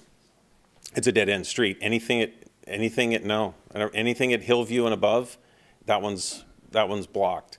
And those people had to evacuate. Many members of the town have asked about that, and they went through it. And they were evacuated for 2 weeks before they got back in. So those outlying areas are the most concern is in the high and very high. Very high is we have 8, and I don't know the exact number. It's in the hundreds. 220? 220 are in high, okay? And then moderate, okay? And that would be, moderate areas would be the kind of the buffer area. That's the gray zone. And then not rated is where this project is, downtown Main Street, Tainer Street, the city central. Crenella is not rated. That's the gray area. We have the map if you'd like to see it. We send it to Erica if you want to see what the total of town is. Yeah, okay. Well, I have the same concern. I'm just, same concern, yeah. I mean, it's overly motherly, but I just worry about thinking about, the Palisades fire and Paradise fire and, thinking about, people in Northwest getting trapped and not being able to. Oh, sorry. thinking about all of those different areas where there's fires where they can't get out. And I understand that even if there are 2 potential spots where people can get in and out, sometimes that doesn't necessarily matter. I think it would, for me, I would just feel better knowing that there's another way out, that they wouldn't all be stuck.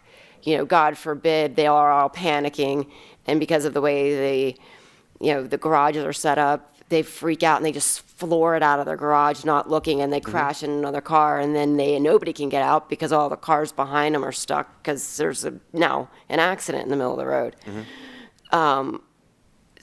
So, I mean, I guess I just have in my head that vision of people getting stuck and not being able to get out.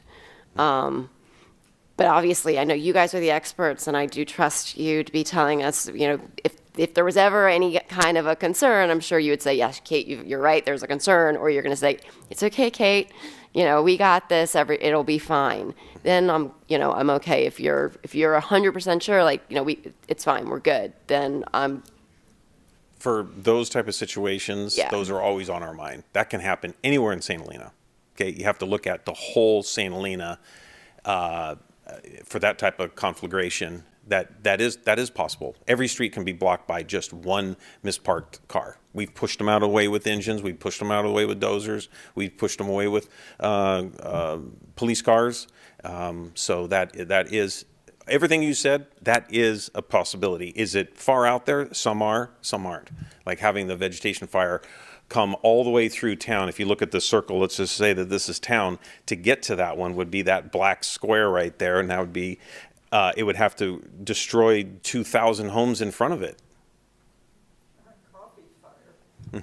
And coffee fire, sure. That started right here in Calistoga and went over and destroyed, I don't know, that one's 3,500, 5,000 homes. Yes, it is possible. But if you were to take that and say, oh, let's plop that into the very high, all bets are off. Let's put it in Fir Hill. Nah, that's not the same severity zone. Or let's put it in Angwin. I've heard a lot of that. Oh, let's put housing in Angwin. That's in some spots it's high and moderate. I live in moderate on White Cottage, so I definitely know that. I was at the Picket Fire. I was down in L.A. and I was at the Oakland Hills Fire in '91. So I've seen plenty of those situations. But this specific one is not in those fire-prone high severity zones. Or your insurance company canceling fire insurance. Just one last question. Oh, yeah. I think it's the tightness with that. I get it. If you're on my street, I'm on McCorkle Street, I think you could knock the car out of the way. I am concerned with the tightness in that space, how quickly we can. And I did. I went out and measured it. It's going to be 26 and 28 feet in some places. Measured Spring Street. What about when you get to Spring Street? Spring Street is narrower than 26. I measured it today. It's 23. That's it, assuming there's parked cars there. If you did curb to curb and there's nobody there, yes, it would be wider, but you know that doesn't happen. You have to go for the worst scenario. Main Street is 35 feet.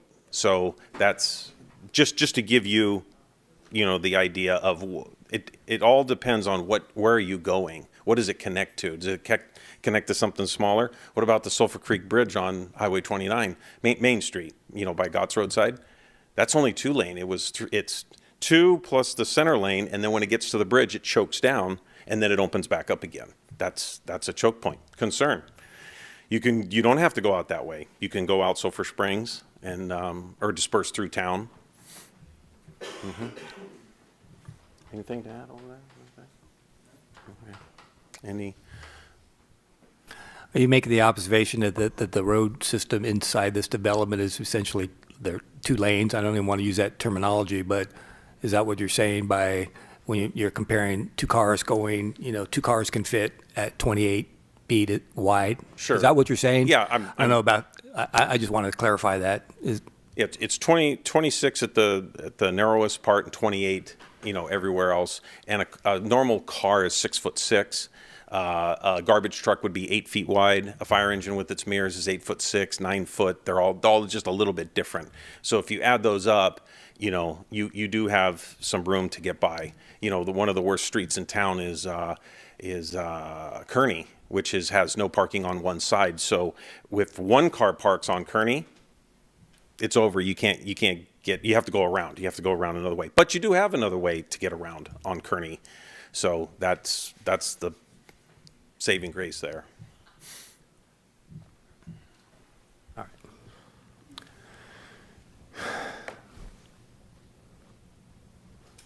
Feeling better? No, I don't think so. Feeling better?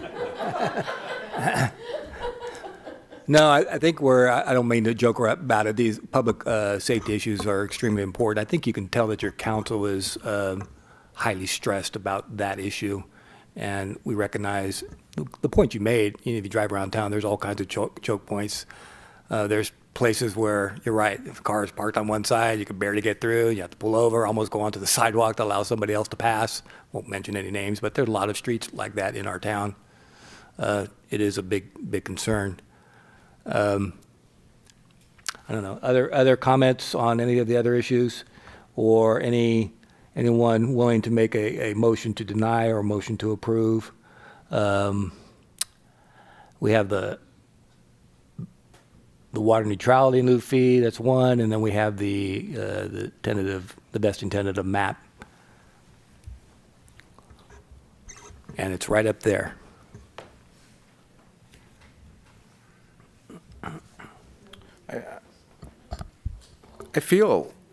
I'm feeling here that the objective standard component for these public safety hazards, you know, for us to have a sound footing for denial, it doesn't look great based on the testimony of our own experts from the standard that you underscored just a few minutes back, Mr. Walsh. Is that a correct visioning? He keeps pulling you back in, Mr. Walsh. Right. Yes, I agree. It does not look good. Okay. Doesn't look good, he Doesn't. says. Why don't you make a motion and test it? Or Ms. Steezy, or Spataroto. Anybody?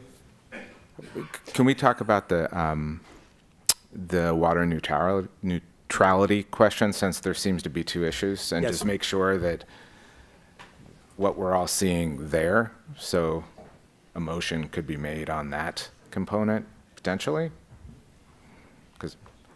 Yeah, I mean, I'm relatively satisfied that there'd be a renewed commitment that burden falls to the city to a degree, maybe the least cumbersome, but I'm also open to the survey, give so many months to test it, to see if there is interest, and if there isn't any interest. If there is interest, and those folks actually do retrofit their homes, then that would be deducted. Well, yeah, it would still have to be paid, but it would be, the payment would ultimately be reduced by the number of retrofits made. I was just suggesting that. There's been pushback on that, I see, but that's fine. I don't know, or other ideas, I'd be open to that. Again, the idea is to conserve water, save water, fix leaks, get rid of old systems that may still be out there, may not be any. Who knows? Before we do a motion, I'd like to hear from Mr. Walsh, earning his money, about the consequences of denial, right? So there was one of the many public comments was from, I believe, representing the developers that, in their opinion, listed out a number of pleasant, consequences for our failure to approve. Have you reviewed that, Mr. Walsh? I have, yes. Can And do you want me to summarize what? could you? Okay, That would be so- great for us. So And not just summarize, but also kind of weigh in on. right. Well, I'll just tell you what I think rather than That'd be just great. going on the letter. So, if the council were to deny the project, there's a couple different things that could happen.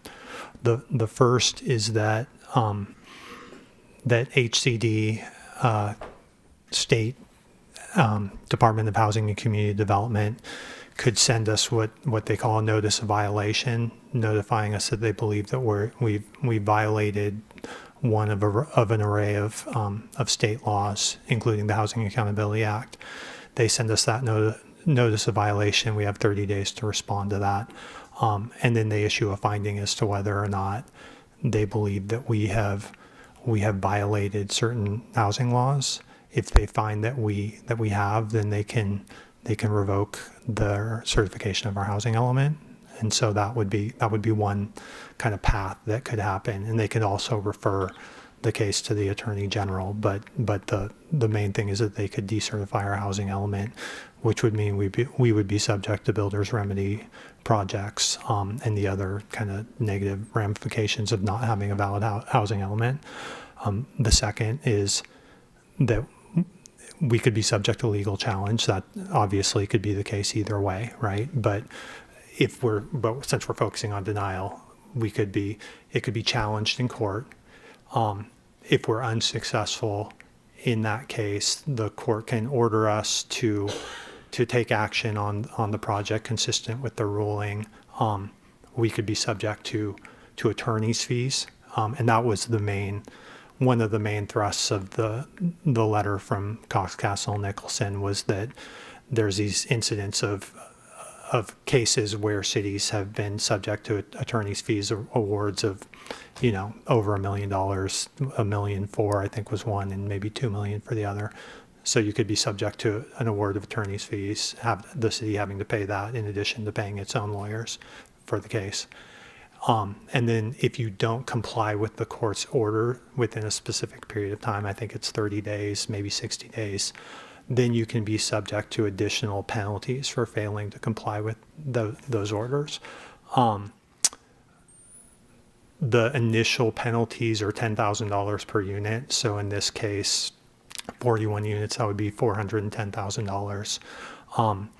There is also the possibility, if the court finds that the city council acted in bad faith in denying the project, that the penalties, if you fail to comply, are 5 times that. So in that case, it would be, for this project, a little over $2 million.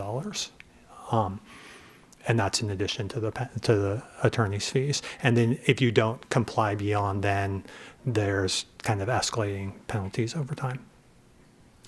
Can you expand on builder's remedies? Does that mean they're still going to build and they can do whatever they want? It's not quite whatever they want, but there are standards. They essentially can build. Don't quote me on this, but it used to be that you can do whatever you wanted, right? But they have cut that back somewhat. And I believe that the standard is essentially the highest level of density that is allowed in the city, plus some percentage beyond that. So it is significantly higher standard that you can build to once builder's remedy is in effect. And can you define what the council being found acting in bad faith before my council member has? It's very legal. What does that mean in practice, that we're overriding our experts? So there is a case out of Los Angeles where I think it was in Boyle Heights, where there was an incident where staff was recommending said that the project was compliant with objective standards, and kind of went through and said what the standards were, and then they were overridden by the city council that made findings that it wasn't consistent with certain objective standards, that the council kind of they came up with the written findings, notwithstanding staff's recommendation, the other information. And in that instance, the court did find that the city acted in bad faith and that they would be subject to the 5 times penalties.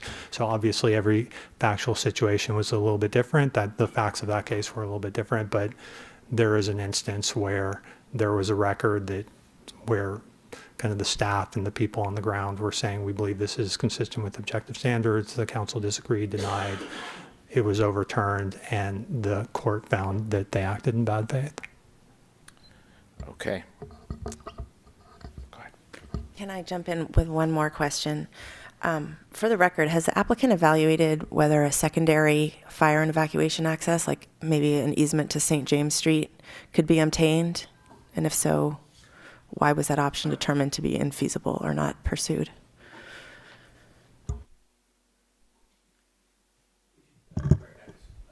That to staff, and we'll see whether that, you may have an answer. I don't want to get into a dialogue with the public hearing being closed. Mr. Janasek. Sure, Vice Mayor. It was investigated, I know, by the private property owners and those 2 parties. I think the subject was broached. It was a follow-up after I know it was a follow-up, if not before, certainly after the January 2025 study session, where it was a topic of conversation. If I may defer to the developer, I think they have more details, but I do know that it wasn't incorporated in the plan, so I don't imagine that they're able to reach some kind of. Yeah. We can briefly limit it to that one question without going off on other things to clarify the staff's response. Mr. Barnett, thank you. Thank you, Mayor Dorian and Vice Mayor Deasy. That was evaluated. At the beginning of the process, obviously, the project was submitted, and we had the very first meeting I had with staff was with the fire department, and we reviewed the code, and the project was deemed compliant. But based on feedback from the Planning Commission, specifically some of the planning commissioners at the study session in January 25, they asked us to evaluate that. We had conversations with members of the St. Helena Park Association at our community meeting at the Native Sons Hall in February 2025, and because the only way per state fire code to have a second point of egress, it has to be at least half the widest diagonal of the entire project. And so that would basically mean the only place on this site that you could have a second point of egress is at the end of the street as it approaches St. James, which is a private street. It's not a public street. And so we had casual, informal conversations with members of the St. Helena Park Housing Association, and there was, absolutely no interest in a variety of comments related to that. Did you have like a sit-down meeting with them, or was it like a in passing at a No, we didn't. Event? We did not have a sit-down meeting, and based on again the feedback I received at the community meeting, it did not appear that would be welcomed. And at that point, we discussed that internally, and again, the fire department had approved the plan, the city had approved the plan, and that's where we ended up. It's a safe plan, and it's been approved. All right, thank you for the clarification. Can I just add one thing to that? No. Okay. No. We're going too far afield here. Sorry. And somebody else is going to ask for one thing, and I don't want to go down that path. I thought the staff actually answered that question pretty clearly and succinctly. Did you get your question answered satisfactorily? Okay. All right. Other thoughts, other deliberative? We have to make a motion to extend to 10 o'clock. I'll look for that motion now. Or 9:45, but, I'll make a motion to extend to 9:45. I'll second. Okay. Roll call, please. Councilmember Barrick, Yes. Councilmember Spoterato, Yes. Vice Mayor Deasy, Yes. Mayor Doring. Yes. All right. Other comments, observations before we get to the point where we're ready to make a motion and not sure. If folks want to talk about that, making an amendment or a suggestion, I'm okay with it, actually. But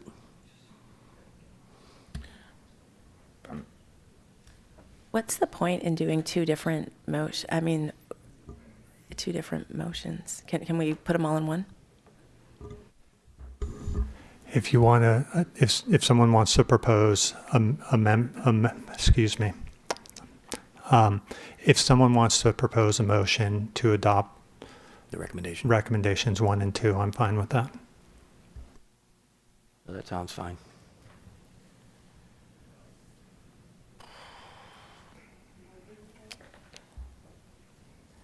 I mean, from my standpoint, based on our understanding of the Housing Act, SB 330, being helped through what objective standards mean practically, our legal liability. I mean, I'm not a big fan here, but we have a governance responsibility.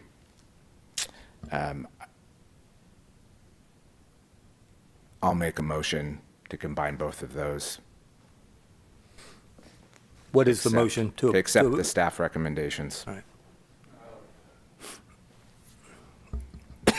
So motion on the floor to combine the two and accept or adopt the staff's recommendation, as you can see up on the board, without any changes.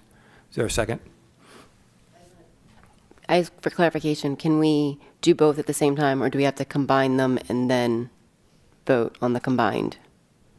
So the motion is to adopt both staff recommendations. So that's on the floor. If it gets a second, then you vote on it. All right, is there a second? I'll second. All right, there's a motion and a second. Further discussion? Do we understand what the motion is? Do we have anything else to add? This is the time. I don't see anyone else. Vice Mayor Deasy, anything else to add? Like thoughts? Yeah, I mean, it's a motion and a second, so typically we can continue to talk about the motion. I guess I'm just disappointed that that it doesn't seem like there was a real conversation around the second point of egress. That's what I'm sitting with as we get to this vote. We can have that. What more conversation? That would be Mr. up Mayor? to Vice Mayor Deasy. Well, I think we had it. It didn't feel like it was a deep discussion about a second point of egress, which would make the progress project much safer. That's No, disappointing. understood. Okay. I mean, I agree. It's the elephant in the room. It's a difficult question. I think there aren't any other opportunities for a second point of access, as I understand it. Do you think there would be, or what would you propose? No, I wish, which doesn't help much at all, that there had been a more serious conversation, not they didn't seem interested, that there had been a sit-down conversation to find out if there could be, I mean, if you look at the map, right, there's a road right here and the end of the driveway right here. And so it doesn't seem like there was a serious discussion about whether to poke through that. And so now we have, in a wildfire event, that could make all the difference. So it's disappointing. I agree. Amend the motion to ask for a serious discussion? I don't. No, I think Vice Mayor Deasy is just pointing out that it would have been nice. There seems like this has been ongoing, and we Oh, I can't see. we I can't thought go you in said the now. past. Right. Okay. Oh, I misunderstood you. I thought we were not having the discussion. Yeah. Yeah. No, I agree with that. I think too, one of the areas that would be good for us as council is to make sure we're not here again. I think Councilmember Hardy, his comments underscored that, and there's a lot I think we can do to prepare the town, and we shouldn't let that opportunity go by. I hate to keep being in these positions where feasible. Yeah, can I say something? Ms. Batterot, of course. Thank you. I'm in agreement. I don't like this, but I feel like given AB 330 and the housing element and the predicament that we are in, while I don't like it, I wish that we hadn't gotten to this point. But I don't see there to be substantial ability for us to have a leg to stand on as far as saying we need to deny this. I don't think we have a leg to stand on with that, and I think that's why I seconded. All right.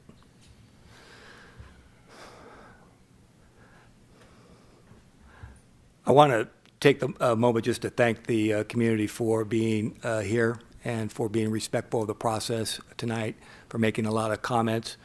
I've been following this for quite a while, and I just, the comments about emergency evacuation, of course, fire response, flood control, neighborhood aesthetics, building heights, a lot of those things are not before us. The demolition's not before us.